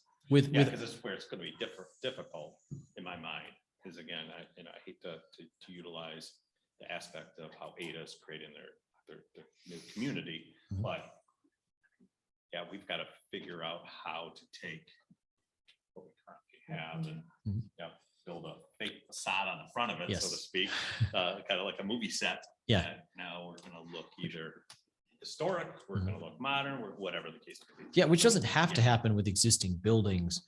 I would say existing buildings, the priority in terms of retrofit should be things like what you actually already have in your zoning ordinance, like you must have a front door. Which seems very basic, except that like a lot of times on a busy road like Cascade, if the building is close to the road, the door turns on the other side, right? And like Cascade Roadhouse is a good example, and I actually think that's a really cool building, but like it doesn't have a front door. Doors on the parking lot in the back, I believe. I've never attempted to walk You in can walk in through the courtyard into the, from Cascade. Yeah, but it's like, so what I'm saying is like, I get. that's what an you're saying. architectural or design standard. It's in your ordinance already. But it's like, is that enough? Or is it like, no, we just want to keep that as zoning, but then we also say, hey, your front door should have, windows next to it for storefront, and it should be slightly recessed so that people who open the door don't whack someone who's coming down the sidewalk, for instance, right? That's like the next level stuff we can get to. So, and I appreciate the effort that you're going through and having us go through and give our reactions to this, but my thought is, I don't know that we're the people making those choices. I mean, I would want someone to, Well, I would almost want to take a step back, because when you show each one of these pictures, it's Mhm. going to take me to a place I've lived somewhere in the United States. Like this one takes me to parts of Chicago and parts of Cleveland, Ohio that I lived in. Mhm. What I don't know is with communities that have faced a very similar problem to what we have, where we can't take a whole town and level it. right? Yeah. Right? So that's off the table. But if you have a mixed designed community, what has worked where you have like Sure. a design language for the new buildings that come in, and it could be, to what Michelle said, you have to kind of straddle a fence between new and retro, Yeah. or else you're just not ever gonna get there. And so that's like urban farmhouse. You have to pick up like something like that to get to where Sure. you need to be. Steve? And this isn't a great example because it's more of this is just a piece of an architectural style. It's not a merging of anything, right? Mhm. There are some good examples in the slide deck, so we can roll Yeah, I was through gonna it. Okay. say, as Scott was kind of nonchalantly scrolling through, I saw some Yeah. Okay, all right. pictures of other places within the community. Yeah. Close to us, like East Grand Rapids, where on one side of the road, which I think you had a couple pictures. Yeah. On one side of You the can road, scroll, I you guess, the have next couple. some, older, where like Starbucks is, kind of Mhm. looks like old homes, whatever the case may be. And then you're mixing it up with the whole new development where I don't know if it's Chase Bank is still there or not. And It then you've is. got the, Across the street. yeah, and so it is a mixture, but it blends well. Right. It Yeah. blends well. I So think yeah, that is Alright, actually an roll interesting slide. example of, next one is you have Okay, the, yeah. see, this is actually, I think it's a really good example because the building on the right is pretty old, Mhm. and Jersey Junction on the far left is Yeah. really old. Right, right. Right, Yeah. like 100+ years old. The building in the middle is not. The building in the middle dates from like the 90s, Yeah. right? Yeah. But you can see how those three things match. But I also wanted to bring up, like, this is an example of a walkable Main Street that is not like what we just saw with the brick 2-story building that's like got the hard front. This is much more almost residential, the peaked roofs, et cetera. And if we're going to do architectural stuff, we should probably decide which direction we want to go, or we want to say it's an option and people can do either. But they are definitely two different things. I like this more than the brick, personally Okay. speaking. I would And I think it is more representative of what, Well, down there, when you Yeah. take a look at Jam and Beans Yes. and the Yeah. whole complex right, that the gathering spaces in. much more aligned with this. So the Yeah. next Ties one with the- is also EGR, Right. but yeah. this dates to 2004, right? But this one has kind of a faux woody type look. Yep. And does, the windows are a little more modern, but so this one I kind of interested whether you guys like this building material because it's a little bit different. Yeah, I The faux prefer the wood. prior, the authentic as opposed to that building material, but. Well, I think the previous one identifies with, there are a number of new homes, it's kind of matching the style of those. Yep. And then if there's a little bit of a throwback to some of the the homes that maybe have been built in the seventies, the late seventies, which you find in a lot of the developments in here. You're getting that mixed bag. Next one. So this is Ada. Mhm. So this is in the last 5 years. It is basically an attempt to replicate the first picture, Mhm. right? But with a little bit more, I don't know, detail, I guess. And it's Ada, so. But actually, I think from your perspective, like you guys don't have a lot of buildings that are this massive brick, 2.5 story, like you don't have a lot that's even this big. So, Well, but- and this wasn't there. This is new, right? yeah, this is part of the new, build-out. this is Right. new Ada, not old Yeah. Ada. But, Yeah, but they basically designed all of this new construction around what was left Mhm. in the town. Yep. Right? So, which was pretty easy to do because most of it was old. There's a few, if you get like headed towards the post office back that way, there's some newer buildings, but even somebody just built, literally, it's a house, it's a residence. It looks like a barn, right? You Mhm. know that it's very vertical. It's a very tall 2-story building, but other than the scale is really out of whack with all the rest of, but the style works within that environment. Mhm. So that's what I'm like getting at. How do we describe, Mhm. that's really what we need to do is sort of describe it, and you probably using some images too of elements that would be in this Yeah. architectural style. And then I think we had an architectural review board that really just wasn't brought to bear on a lot of the projects that were Mhm. done within the village. We need that architectural review board to be put back together, and they're the ones that actually have to look at it and say, yep, or no, or, with a real critical eye from people who do this all the time. Agreed. But I think that goes to Grace's point in that you guys can't just create an architectural review board by yourselves. That Agreed. you'll need the consensus and Yeah. um, Yep. and they'll need guidance on what it is that you want. Okay, so, all right, next one. This is downtown Lowell. So this is buildings that we're talking 100+ years old. Mhm. And as you can see in downtown Ada, they can be recreated. Question is, do you want to recreate something like this? Right. And I'm seeing faces. The other thing that I want to point out in this picture is the 3-story building. I mean, I don't know. I have a hard time picturing a block of buildings in our village area.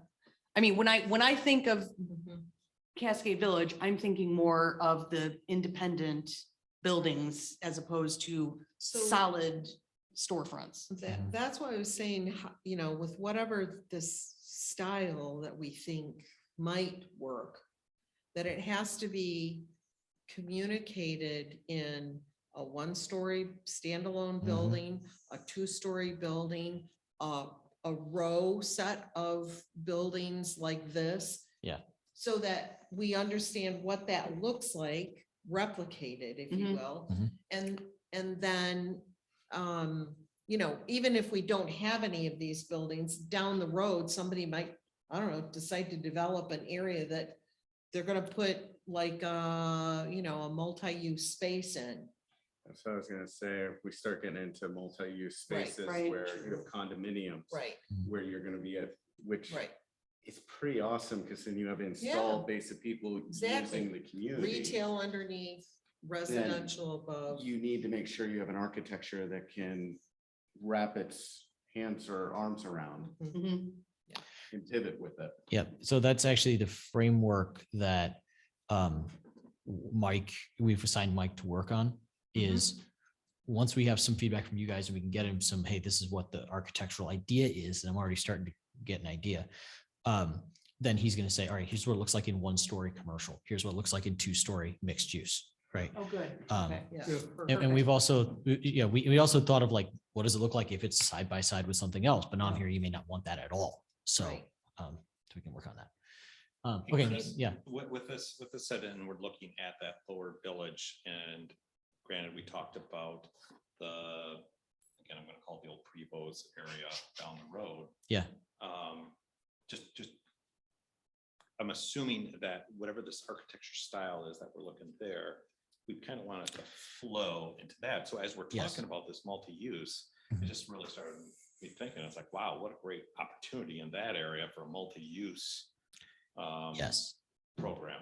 Yes. And for larger buildings.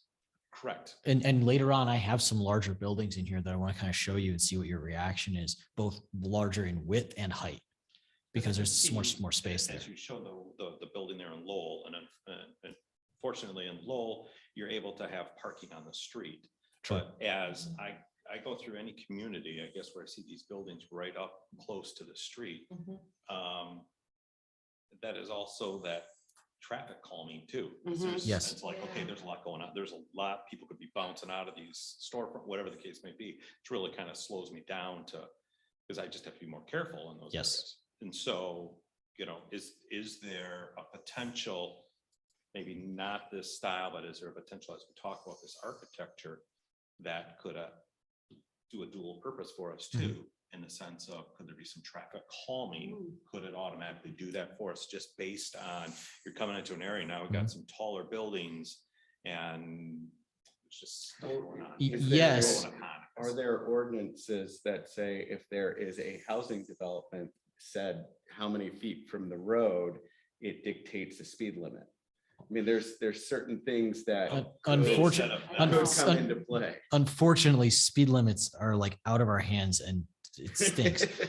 So that's the issue. I think. Try to wear a trying to- legal hat. I So was trying. I think the answer to your question, Steve, is like on Thornapple River Drive or maybe Old 29th Street or on a new interior road network at the Prevost Thornapple Plaza. Yes. On Cascade Road, it's going to be hard because we know the road commission isn't going to go for on-street parking. We have some ideas, which we can talk about, I don't want to get off track tonight, but which we can talk about how we can create frontages that kind of replicate that, but it's a lot harder on Cascade Road, or 28th Street. Sure. So it really depends on where we're talking about. And I think that some of this stuff is going to be, if you're on this street, these are the rules. If you're on this street, these are the rules. Fair. I think that's going to be the way we're end up coming down. And by the way, let's yeah, keep rolling let's on roll, that. let's keep rolling because we've been here a while. This is in downtown Granville, but it's new construction in the last 10 years. This is kind of an interesting one in that it is not, the front of it's not parallel to the street. Because you can see that little triangular plaza with the port, what do you call that thing? Trellis. Yes, whatever, yeah. You talking on the tower? The The pergola. pergola, Thank that's you. what it is. That's the word that escaped me. The pergola out front. It's Um, 7:15. You have a lot of grace. Yeah, so I mean, this is more modern, but it has some classic elements. So, Mhm. and it's got I mean- the clock tower, which cheesy or cool, I don't know. Well, but like if you took that clock tower off this building. Yeah. All of a sudden it becomes a fairly, and this, I'm not using this term badly, generic in Mhm. terms of it is transitional. Mhm. It can go either way. It could have a mid-century point. modern building next to it Mhm. and an architecturally historic building on the other side of it, and it would still all look fine. So that's the kind of thing that I think we need to be looking at, or options for things like that will work with a multitude of, Mhm. because we've got a multitude. We do. Yeah. And I think that's a really good point. This, Holland? sorry, Oh, sorry. that's Holland. Yeah, it's downtown Mhm. Holland. That's the Holland Stone, right? But aside from the Holland Stone thing, which I don't know that we can replicate like cost effectively, or that you want to because you're more of a wood or wood appearance type community. But the bay windows on the upper floors are kind of interesting. They get a little more residential feel. I don't know. So I do thought like that was kind of an I like the interesting window. windows. So this goes into kind of a different direction, federal style, little front yard. This type of thing is actually very common on corridors like 28th Street, but in this case, it's actually in a walkable community. This is actually like, maybe 50 feet Does a from, little bit. from the first slide I showed you guys in Franklin, which is suburban Detroit, which I think is kind of funny that these two things kind of coexist, just like you guys were talking about. Right. So I don't know, is the colonial something that you think? We've would already got fit? some of it. I mean. Well, think that's, that I was we're- saying yeah. Independent Bank used to look like this. Did they refurb it to? Well, they put a standing seam roof on and, Okay. you know, they did some, that's bright blue and Mhm. Mhm. Okay. So next one. And then this is actually further up that same street. If you guys haven't been to Franklin, it's a really interesting place. But so now this is almost in that farmhouse style, very. To me, very this looks like an rural. alley. I look like I'm looking at it from the back. Yeah, that's a good point. And that door on the red house is freaking me out. That suspended in the air, that just makes me really nervous. where you throw the hay bales out. Seriously, yeah. Yeah. So it's too much, too cheesy, Swipe. too farm-like. And then kind of sort of similar, this is, it's got a porch. It's a little more made of wood, but it does look like Tombstone, Arizona a little bit. So It reminds me of Honey Creek in a little bit. Appreciate you blurred out the gentleman's face for. yeah, his- well, I mean, fairly obviously I took these off Google Street View. So, so yeah, that's, they don't, they blur out any people that show up or license plates or whatever. No, I get it. Sorry. Time for a bad joke. That's kind of all it was. Okay, next one. So this is Italianate, which actually does have some like precedent in the Grand Rapids area, but you don't have a ton in Cascade, but it's also an example of how you can make a one-story building have some architectural interest. This is in Ferndale. I like the tile, the signage is a little, Yeah, so I don't know. there's also like, you don't have to accept these wholesale, right? right, yeah. Like having something interesting, but also saying like, hey, we need some better signage regulations than they have because they're just Mhm. like awning central, Yeah. right? The next one is down the street from that. I included this one because I think it's interesting. These buildings have almost no architectural character whatsoever. But what they do have is they're right up on the sidewalk, a nice big sidewalk, and they have big storefront windows. So instead of looking at the building, you're looking at what's in the business. Right. So I think that's kind of that's why I want to include this one, because I think that's, these are businesses making the most of nondescript buildings. Right. This is not nondescript. Yogurt Palooza. This is in Northville, so we're still in suburban Detroit here. But so I guess my question to you guys is, there's a way to do mixed use that uses modernism to make it less massive. No, But this one is, if you don't like it, you don't like it. That's fine too. I don't, But but that's I not. I love that it's modernism, mixed use. 'cause I I'm a love, big that is the fan. only thing I'm I like- love about it, is that it's. Like the mixed use aspect brings people to businesses and there's 20 other things to say about it from my perspective, positive, but the design, no. Okay. A little more classic mixed use. This one really leans into the painting of the cornice and things like that. Horses are gorgeous. So it's Mhm. pretty, but I guess we already talked about brick two-story things. Same thing here. It's the brick two-story with a little more oomph. But I'm also hearing you guys aren't into brick two-story, at least not as like your building block. Okay, next thing. This may be a little better way of doing that mixed use thing with a Offends little, me a a few, lot a less few than less what- lines and weirdness. It's got a little architecture that reminds you more of a home. It's 4 stories, but you don't feel like 4 stories. But on the other hand, it's kind of busy. It's Lots of busy, different but I ins and don't outs. mind it that much. That I'm interested in, it's interesting. Maybe I'm just getting tired. I don't know. I mean, it's getting closer, I think. I go back to, I think you had a lot of us saying the same things in our non-expert opinions on what we saw in East Grand Rapids. When you Right. saw that mixed, Mhm. the mixed architecture there where everything kind of fit. Mhm. And for me, it's like, how could you get to a building like this with that kind of new architecture? Right. Mhm. Does that make sense? If I were to pick one thing that we've seen, Yeah. Yeah, I think this is like the last one, of the last ones, maybe the last one. It's just So this is modern. very big. This is what, like 6 stories? So part of what I'm testing out is like, how tall is too tall for you guys? And I'm not saying that in the lower village you want it, but maybe more on the Prevost site. Like how tall is too tall? I think it's location dependent. I mean, I don't have a particular opposition to height, but, height on 28th Street, right on the road is gonna read a lot differently than, And you may have issues, height with that neighborhood directly behind Prevost. right? You might- True. Yeah. Yeah, Because you're looking down if at it's my looking backyard. over the top Is of that the where you polling live? place to their neighborhood, that's different. That's- One thing this building is trying to do is be gentle about its height.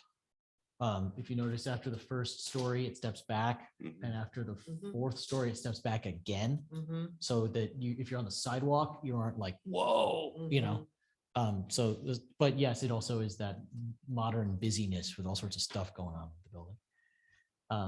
Next one.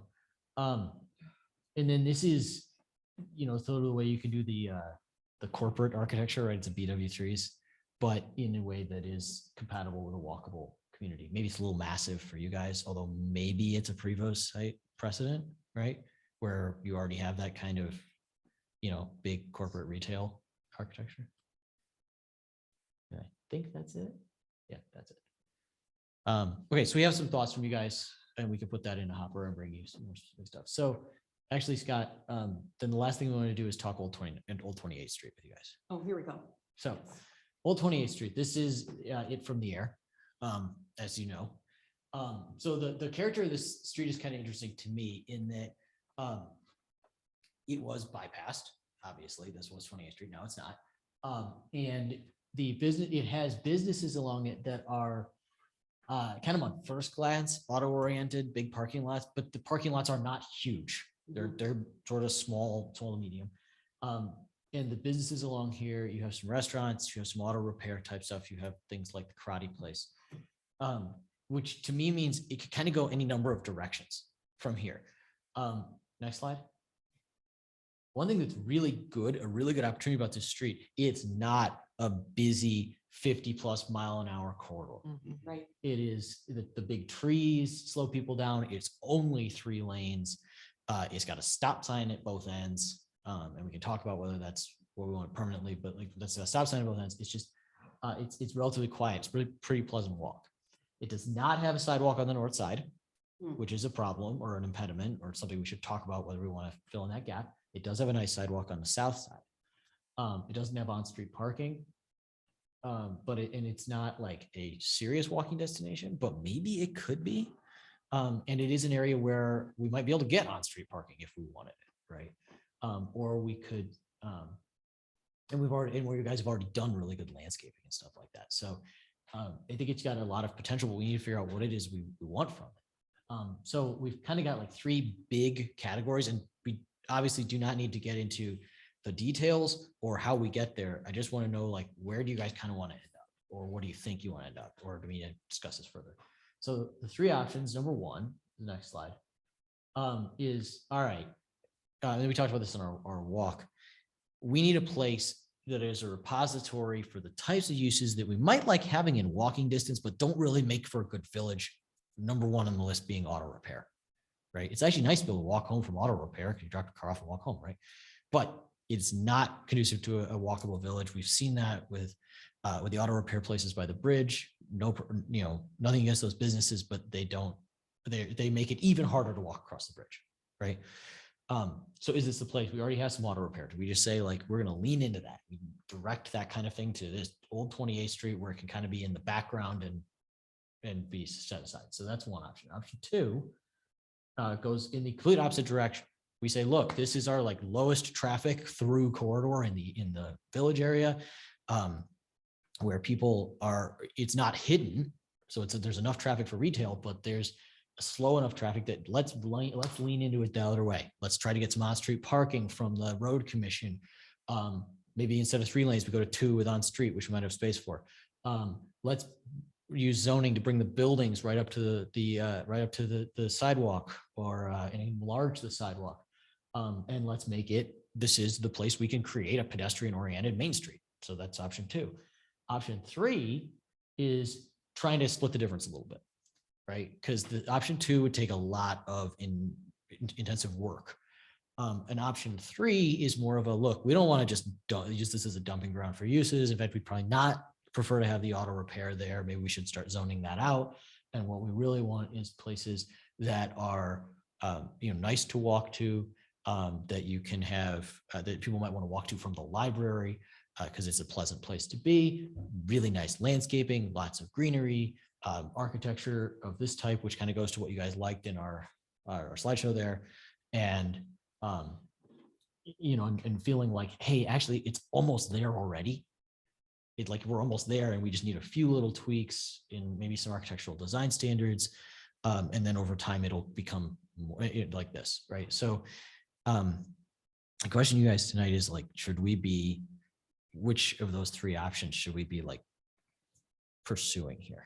I mean, I love alternative 2, but realistically, I'm in favor of alternative 3 because I don't see a massive, gutting of the businesses that are already there. I would love for it to be more walkable. I think it's got a lot of potential to be more walkable. I know that my teenage daughter and her little coven of girls wander up and down the street when they go to JT's. I think there's a lot of possibility there for that. I would say, what's the current status of that corridor with land that's in use, where probably leases are at? Is it close to having turnover with the ages of people who own those businesses? That area could turn over significantly if those businesses have been there a while. We do have a footprint of restaurants in that corridor. We already have some assets in that corridor. I mean, that lends itself to potentially long-term, a really cool restaurant corridor of, outside seating and what have you, and maybe some others. But it's an interesting group of businesses that are there that I don't know, are they all new on the cusp? And there's a couple I know that are some people looking to retire. And I don't know if they're looking for owners. Sandra, a few years ago, I don't remember who it was, but we kind of did this project once before, where they took that old 28th Street and we had Walgreens and they kind of put a road in between and all. What happened to all that stuff? Is that stuff ever kind of bubbled up in terms of talking as we're moving this strategic plan forward? You remember what I'm talking about? I do remember seeing that. I think a resident developed some type of plan, and I'd have to look back through like the DDA packets and pull that out. So because from what I remember, they were talking about on-street parking there on Old 28th Street.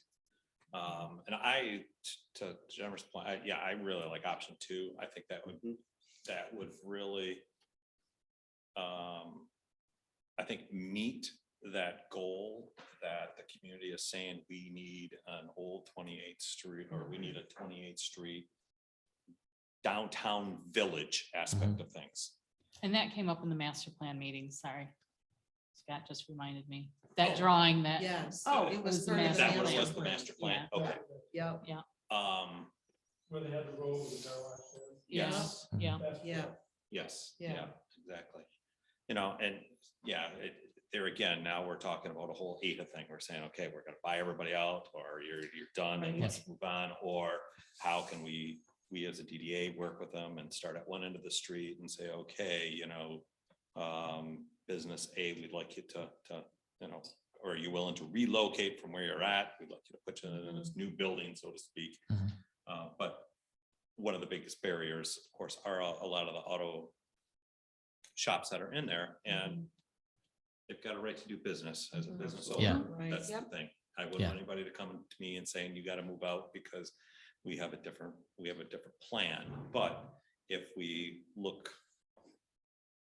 forward thinking, how could that potentially look? Well, I guess the question would be, if you added on-street parking, right, long-term vision, and you allow everyone to exercise their leases and run their businesses as they should, that area may start to evolve as well.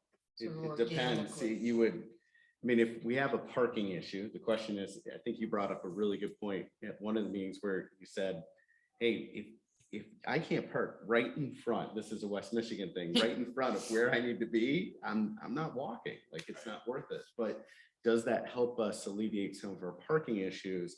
Because it's not gonna, from my understanding, I don't think it's gonna significantly impact traffic. You have the people who think it's a shortcut to getting back to Cascade Road, right? Mhm. During Right. commute times, but it might turn into an opportunity for us to create some more parking, and whether that vision for that corridor fully comes together or not, it can help aid what we're trying to do in the lower village anyways. I agree. Do we need parking there? I No, only. but I you're only asking brought a it great up. question. I only brought it up just Kind of- because- Well, I Plus, think I that remember we're all seeing aligned that that master that's the plan. best place for walkability, the best potential Right. for walkability, Mhm. that stretch. So whatever method, and to be determined on another date, whatever we can do to encourage that walkability, and it'll be a combination of a long game in people, with business turnover and zoning and changes maybe to parking or to lanes, or, maybe we have, add some public seating, if we can come into agreement with some of these private landowners, there's a lot of options on the table, but I Yeah. think that may give you the direction that you were. I hoping think for. so, because I'm kind of feeling like this is, it's actually like option 2.5, which is that we're going to take some sort of option 3 steps immediately, like, hey, let's do a sidewalk on the north side. Let's add on street parking. Let's start talking to business owners about how we can help them invest in like landscaping and outdoor dining in front of their businesses. And then we work with the planning commission to zone it for right up to the sidewalk type development, which will only happen over time. And we're not going to force people to do it. And we're not going to necessarily buy out, businesses and do it ourselves. But over time, it'll happen and we'll have set the stage for it.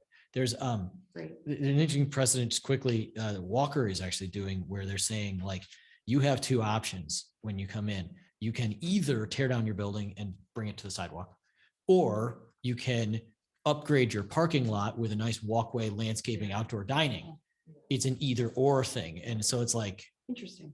so that's their version of sort of hands off, but also like what you cannot do is just plop parking in front of your building and call it good. Right? You need to do something that's a little more, that interacts with the pedestrian environment a little better. Well, and I mean, this is where if we decide that this is something we want to do, that there can be incentives, from, Yes. that's where we Exactly. choose to take a chunk of money and say, we're going to incentivize you to do these things. Mhm. Because here's the long game of Yeah. what we're trying to do with this area. And you can do facade upgrades too, and you can do, so this is what all fits Right. together, right? Okay. If you look at it from a long game too, and you look at that corridor and the businesses, some of the businesses that are there, they may not be there in 5 years, and we're gonna run into an issue where we may have a lot of vacancies coming Right. up. So if we don't Mhm. come forward with a vision, Mhm. we're gonna be faced with a problem. It might Yeah. be. Well, delayed. and having that conversation is essential, because then it gives us an opportunity to make a choice about whether we would like to purchase those Yeah. properties if It those does, people but- decide they don't no longer wish to own. But I firmly believe what was called out of, like, these are businesses, these are people's livelihoods, like, allow them to exercise their rights that they have to be able to run their business effectively and well. And then if we do something, we're doing it in a supportive nature for the vision of that corridor that won't inhibit them from doing business. Well, at the end of the day, that's our entire mission, right? Correct. I mean, Right. that's why we are here, is to help them But be it's successful good, with their those are business. good discussions of eyes wide open. This is what we're doing, right? All right. That's what we have for you guys. Cool. Don't leave, because next up on our agenda is an update regarding the Transportation Committee. This doesn't need to get into, you're dealing with 3 committee members, so Yeah. feel So free to condense your report. as you folks know, the Transportation Committee met a couple weeks ago and discussed some of the ridership data that we got from the rep. Thanks, Sandra, for getting all that. So we could all take a look at it. And I think the biggest takeaway I had, or a couple of big takeaways I had, one was that the changes the Rapid made in September 2021 did negatively impact ridership in Cascade Township. maybe they were great elsewhere in the system. They were not good for Cascade Township ridership. And the other thing was that Meyer is your big generator of transit ridership. Some other things on the corridor generate ridership. Meyer generates most of it, or not most of it, but like a large plurality, right? So those are the two big takeaways. And next step is researching some peer communities. Our team's working on that. Sandra's working on that. And so we'll be bringing that to you guys, to the Transportation Committee, to see what the equivalent of Cascade in some of the Grand Rapids metros peers around the Midwest, what they do. So that's the update. Questions about the Transportation Committee? Michelle? The one, okay. All right. Thank you very much. We really Thank you. appreciate it. Yep. Thank you Sorry guys. for all the pushback and diversion, but No, this is Longer than- important. right. Start the process. Yes, don't forget your jump drive. There you go. Unless there's further comments on the strategic plan or the Transportation Committee, and I'm not hearing any, let's go ahead and move on. We've already addressed Article 8, so let's move on to Article 9, which is a discussion of the Centennial Park streetlights. Just mentioned that I just noticed those streetlights literally a week ago. Well, it's getting darker now, so. Well, no, I was during the day and I drove by and I was like, hey, why are those different? I never noticed them before. Yeah. How did they go up as being different? The DDA looked at some options, talked about it, and wanted to differentiate the park from kind of the commercial corridor Oh. of what is okay, 28th Street. So Okay. they opted to go a different direction in there. Okay. And, So- and did the park ever utilize those streetlights? See, Thank you. Thank you. with the intention of putting those banners up, if you remember there. They do put banners They up. do. Yep, we What do that in the this- summer. This Arms thing are is supposed to be enough for, yeah. Yeah, so obviously this picture was taken when they were in top, but late spring, we put the banners up and then we take them down early fall when Okay. the weather starts to turn. What kind of nautical- So we have been having, some of these streetlights have been up now for, I don't know, 11, 12 years. And these are all LED lights. And so we've been having some trouble with some of the older fixtures in the park, whereas they just won't turn on anymore. And after looking at them, and Jim McDonald, Buildings and Grounds Supervisor, looked at them as well. We've had the manufacturer look at them, but it looks like maybe the drivers are old and failing in some of these lights. And they have had quite a bit of use over the last, 10, 11, 12 years, about 50,000 hours of use. And I've also been talking with Tony Coots, who's an electrical engineer at Fishbeck, who has helped with the lighting issues around here. And he said it seems like the drivers tend to fail more than the actual LED.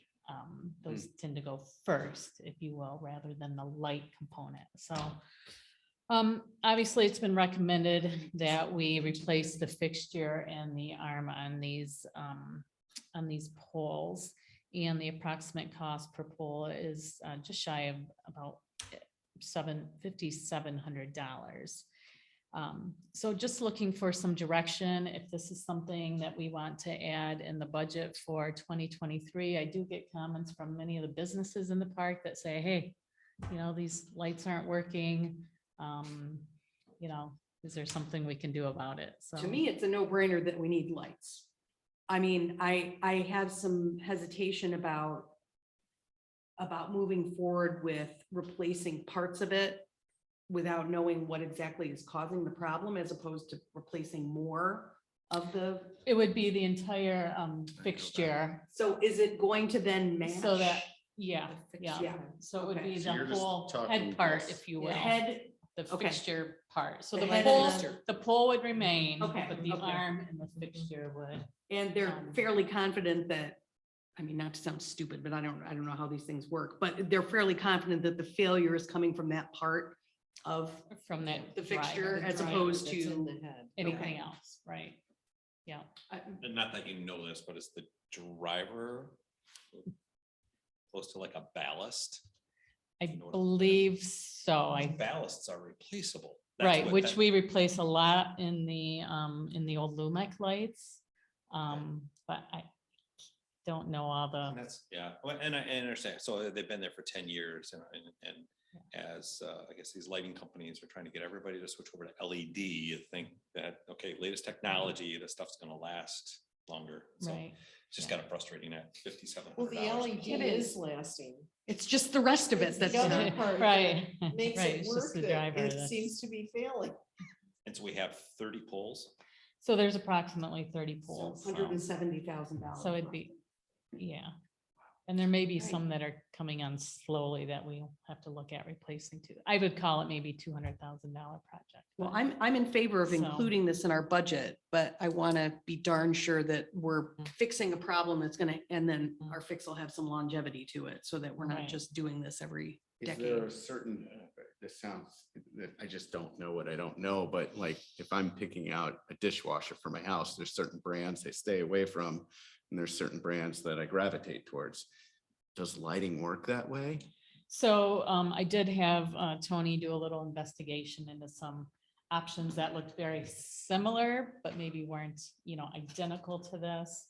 And he suggested going with the same, but a different manufacturer, if you will. So he did look into that for me. Okay, so what we're replacing with is perceived or believed to have better quality, and we can get more runtime out of them. We'll certainly confirm all that, but Right, Um, it would be you know, nice to before have a we- warranty, although getting a 10-year warranty there would be a there bit is of a a treat. warranty. I believe it was Can we buy it 5 through years. Costco? Probably. Which is Yeah. really You pay for beneficial. it, I mean, right? Yeah, A lot of commercial stuff, they do have longer warranties. they do. I think these were 5-year warranties. So, but things start falling apart on the 6th year. I was so. just gonna say 5 years in a day and everything shuts off. Right.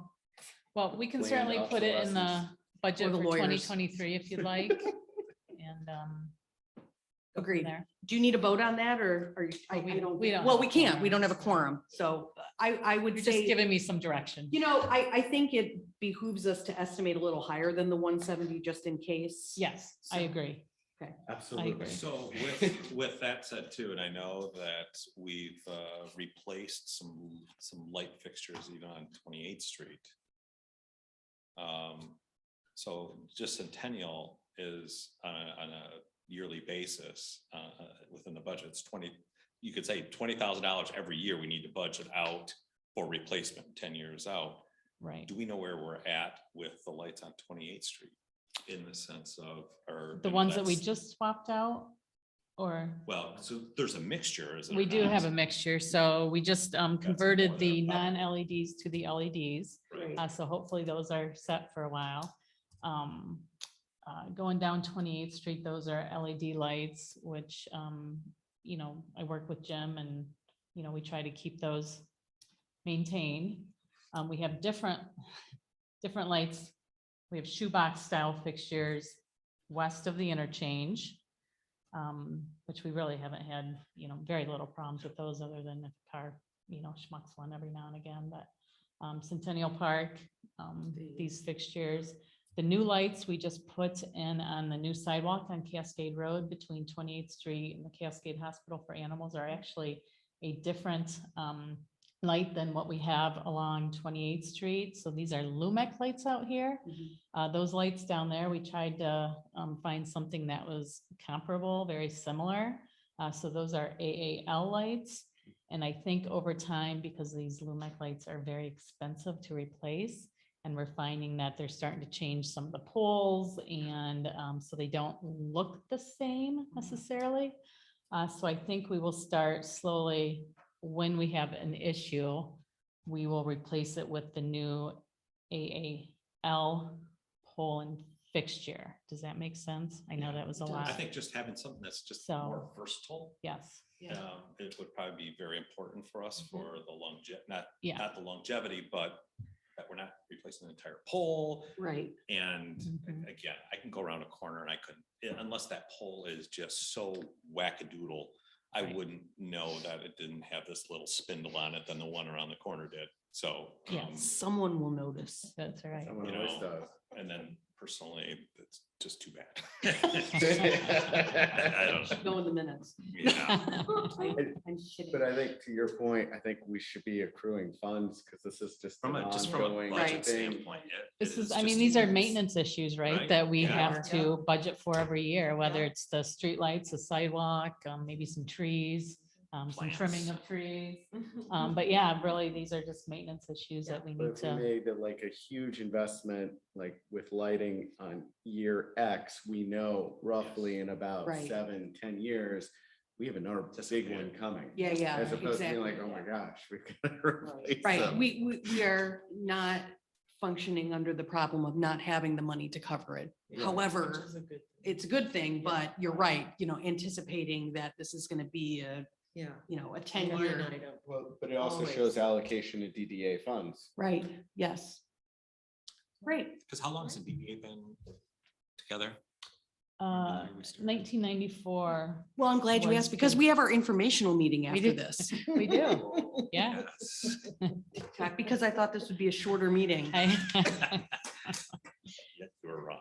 I'll be quick about that. Often- but often am. We do have, Other questions or comments about the Centennial Park streetlights?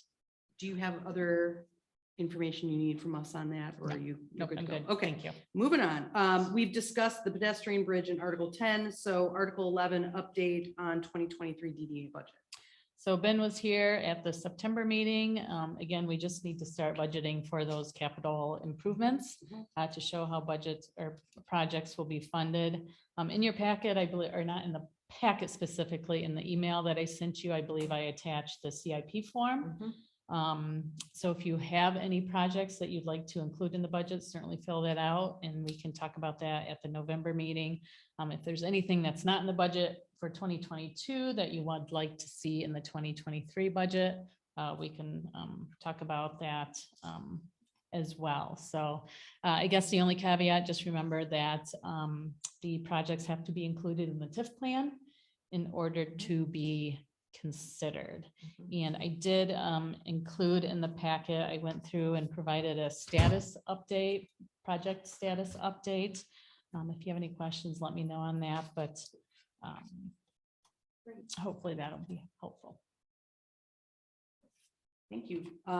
Questions, comments, moving forward. Article 12, other business. Our next meeting is November 15th. The board minutes are in the packet, and then the next transportation meeting is November 2nd. That's So we've had a couple additional, or a couple new businesses open up since our last meeting. That wooden owl. we that talked about the wooden owl. And then, yeah. what was the one you just did the special on? The- So Lima Candles, Oh, but they've right. been open for few months Okay, now. Okay. But yeah, that was, we did the video shoot down there today. I also Um, saw the sign in front of the old village bike building is down. Do you know if that's been sold or Yes, it has been sold? yes. Okay, do we know who bought it? I do not know yet, so. We'll find out. Yeah.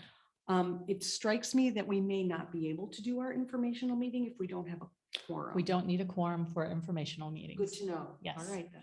Yes. Any other business that we need to discuss? I have one question on the budget thing. Yes, ma'am. Since it looks like we're supposed to have our budget requests identified by next month. Is that correct? At next month's At the- meeting. Right, yeah, Yeah. we'll talk So about it do there we- more. Do we have work to do for that meeting? We kind of discussed this last month. We will not have our project list completed in time for that. So we would have to do a budget amendment, which sounds like it's a fairly routine process. regular. So we can do the best we can and Yeah. include some numbers, Okay. but there are just things that we're not going to know by Okay. next I month. just wanted to make sure. that- No, that's, and There that was a homework concern of that I mine had. too. Because we don't have any looming designated projects as of right now that I'm, I mean, there's potential projects, but are they 2023 projects? Well, there's You some know- carryover. I pulled out the list that, of things that had been done, and then there were still some outstanding projects that I thought maybe we could pull one of, because most of them will fit under those broad categories that are in the TIF plan. So I thought we might be able to take some of those and say, you know what, let's, I think we're wise to put as much in the budget as we can and just Yeah. kind of generalize. I mean, we know that we're going to be doing some of this work. yeah. We have the, right. you know, the streetlights we just Right, talked yeah, about. We right. have to Exactly. seal the stamped concrete in the village. Right. So we'll So, have to so do we that. will have some of there's- this documented, you know, the bridge work, I don't know Right. if we'd even have enough information to speculate how much that cost would Right. be. And so do the best you can. I mean, understanding that we're not going to hold you to account if, you know, the numbers don't exactly jive with Well, where and we if you end have, up. I mean, I'm happy to fill those sheets out. If you have something, feel free to email me and I would, Okay. you know, I will fill that out as well. So. Because But we have yeah. to, I may have missed the meeting we had discussion about planters and stuff like that. That got totally kiboshed. About adding additional planters? Yeah, the additional planters and having. other- So the DDA earlier this year just talked about filling what we had, Right. seeing how that went, and Oh, then okay. we could always potentially add to it if we'd like to, but. Kind of waiting to see if there were other projects Right. that we were gonna do Right. and then where I more planters might didn't be remember appropriate. where that Our eventually vision was. was Okay. overall. Right. Other questions? Information. All right, no, would you like to move to adjourn this Oh, meeting? I will move that we adjourn. Does anyone support that Second motion? that motion. All in favor? Aye. Opposed? All right, we will now move on to the information meeting. So I'll call that meeting to order and ask someone to, no, actually, it doesn't. We it really isn't in don't the even agenda. We need don't to. even really need to approve the agenda. So I will just turn the meeting over to Sandra so she can bring us all up to So, speed. Scott's All the enjoying the information. tower over there. Sorry, so- and I- No, this is perfect. Yeah, Thank Making you. everyone wanna just see this. dizzy. I would have probably given you my travel drive anyway. So I just put together this really short slideshow here regarding the district. The first slide talks about the DDA board members, just for informational purposes. Slide 3, background of the DDA. This slide really talks about, you know, what is a DDA? When we were established.